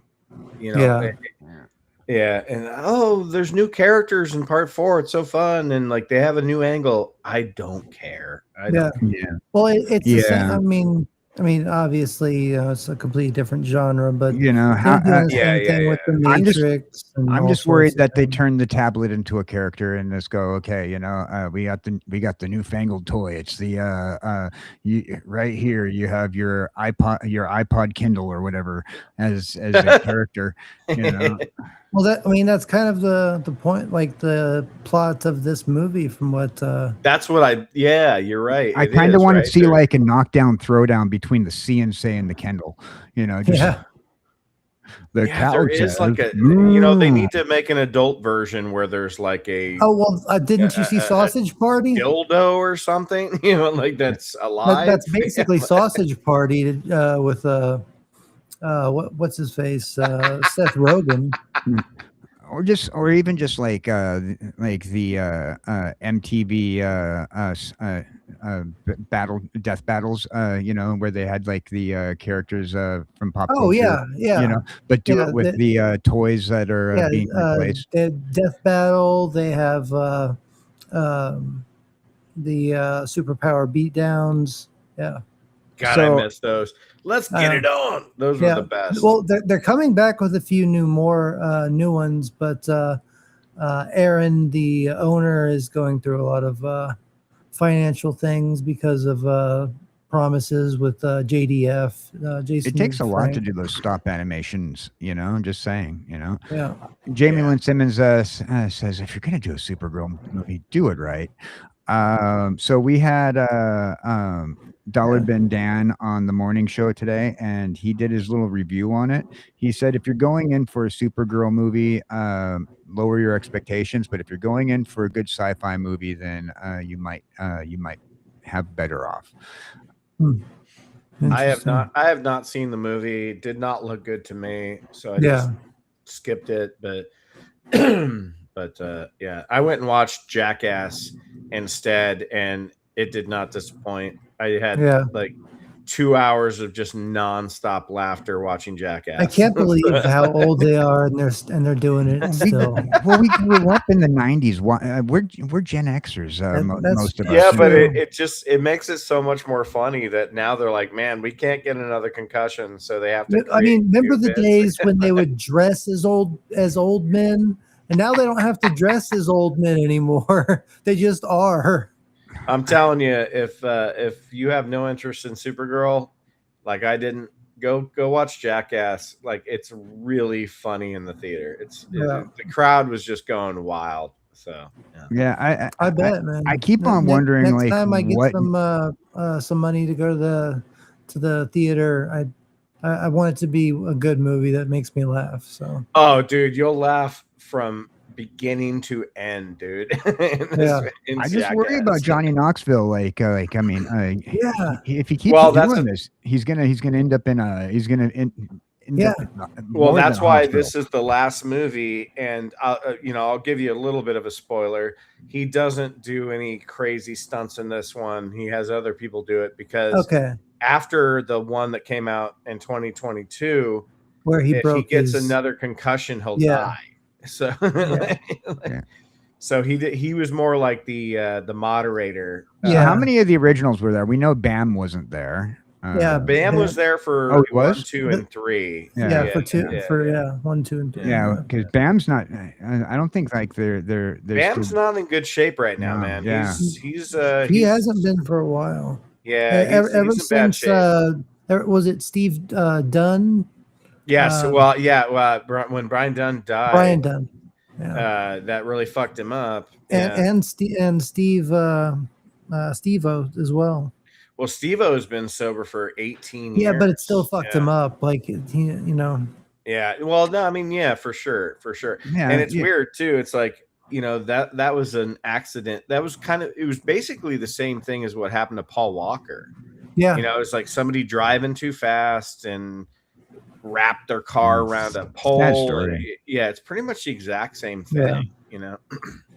Well, let's But back then we were able to handle these things a lot better. I mean, we were Gen X. We were made out of rubber, and but now Yeah, pretty now we're much. I getting mean, old. We're getting old, but you'd go outside, and it wouldn't go back home until the moon came out, basically. yeah. I just don't want to see Johnny Knoxville doing Jackass from the senior center. No. Well, you know what? Knowing Johnny Knoxville, he is going to do something like that. Like, I mean, I think his last moment on Earth will be some crazy stunt. yeah, I agree. So I think it's about time. Theta's almost past Yeah. his bedtime. Yeah, I got to work early in the morning, but Cool. yeah, this was awesome, man. Thank you so much, Ben, for showing up.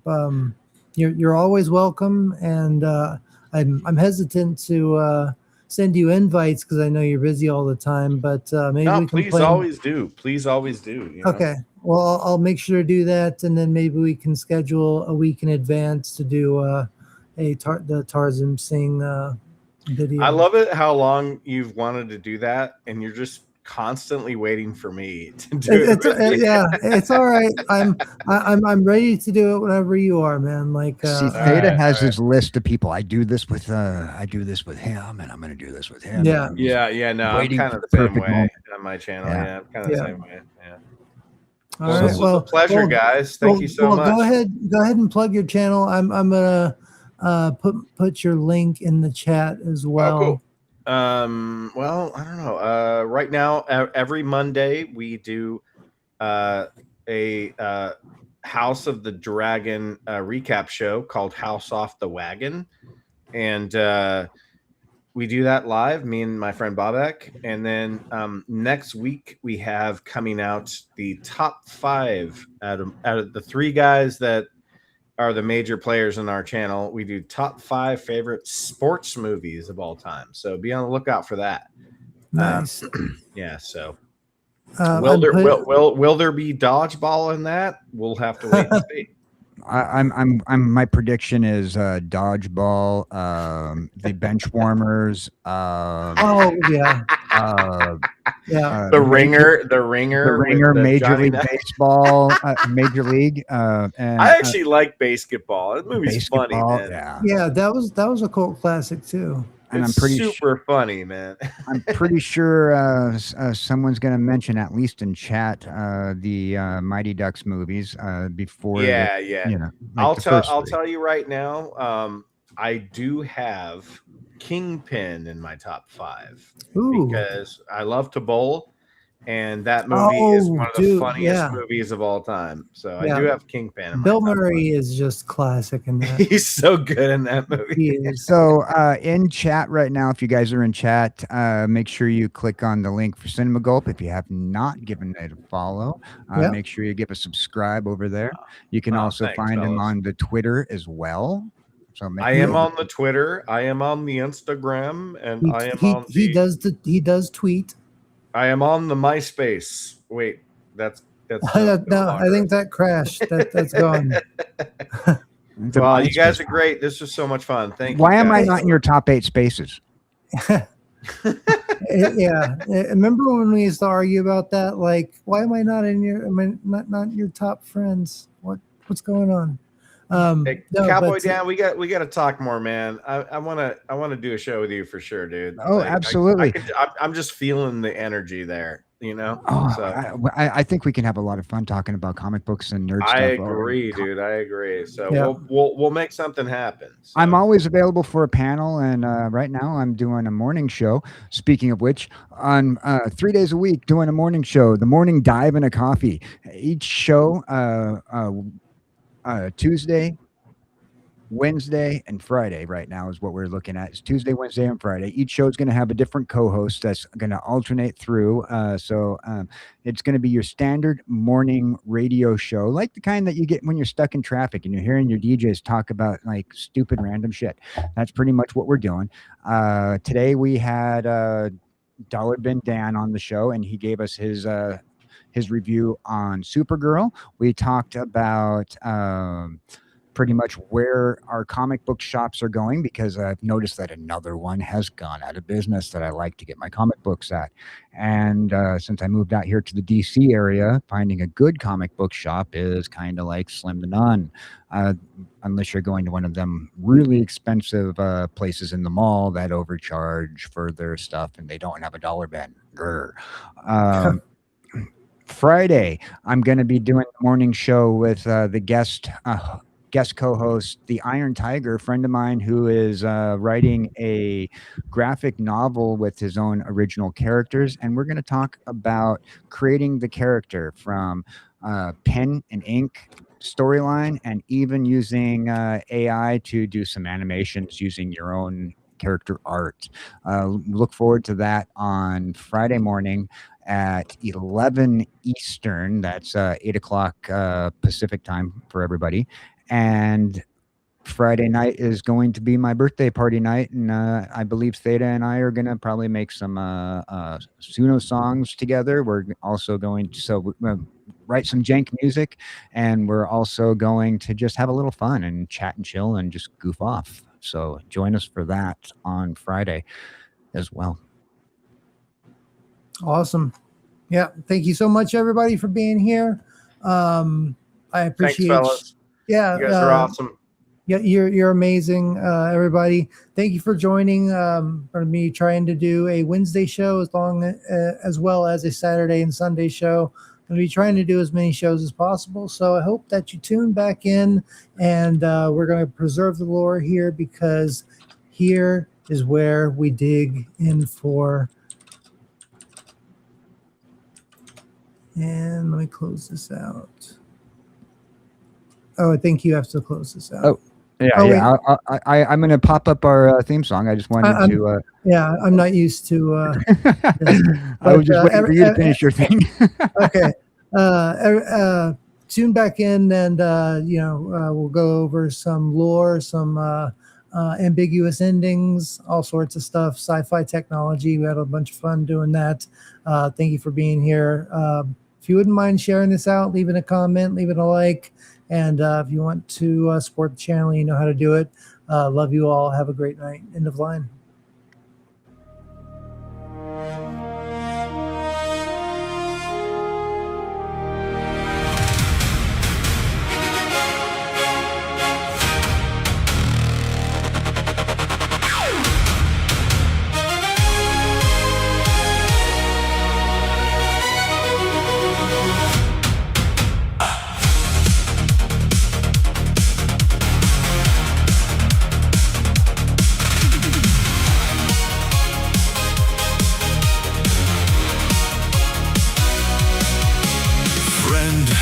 If you're wondering where we are, come pull up close, don't stay too far. We're broadcasting through the multiverse tonight. Yeah, you're hanging with CowboyDan and Theta's a light. Reality bends, the timeline sway, the world you knew just slipped away. Grab a coffee, settle in your chair, you never know what waits in there. Come chat and chill, we're crossing the line between every universe, space and time. The stories you knew may never be the same. Every timeline's playing a different game. Come take the ride, we'll understand. Chat and chill with Theta and CowboyDan.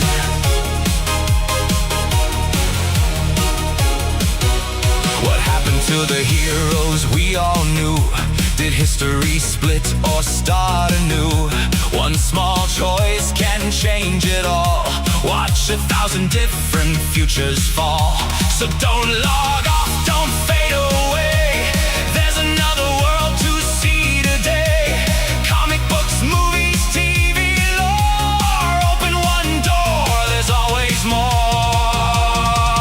Come chat and chill, we're crossing the line between every universe, space and time. The stories you new may never be the same. Every timeline's playing a different game. Come take the ride, we'll understand. Chat and chill with Theta and Cowboy Dan. Elseworlds calling, what if to infinite Earths with different views. Every reboot leaves a trail behind, changing the legends inside our minds. We'll debate the retcons, laugh and explore, ask what every reboot was really for. From comics to cinema, games to TV, we'll see what the multiverse wants us to see. Maybe the ending isn't gone. Maybe it's waiting somewhere beyond. Another timeline, another page, another hero takes the stage.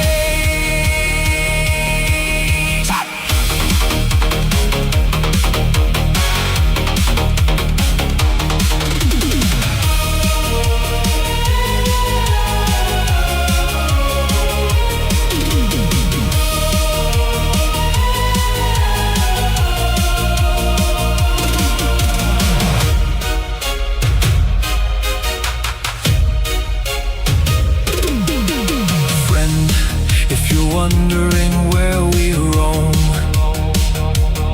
every universe can feel like home. Different faces, familiar names,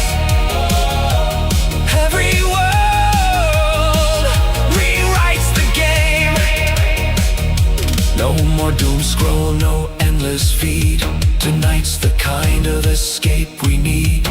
Bring your theories, bring your friends. The conversation never ends. Come chat and chill. We're crossing the line between every universe, space and time. The stories you knew don't live here anymore. There's always another world to explore. Every ending starts again. Chat and chill with Theta of Nerd Archaeology and KJ Cowboy Dan. Across every timeline, we'll see you in the next universe.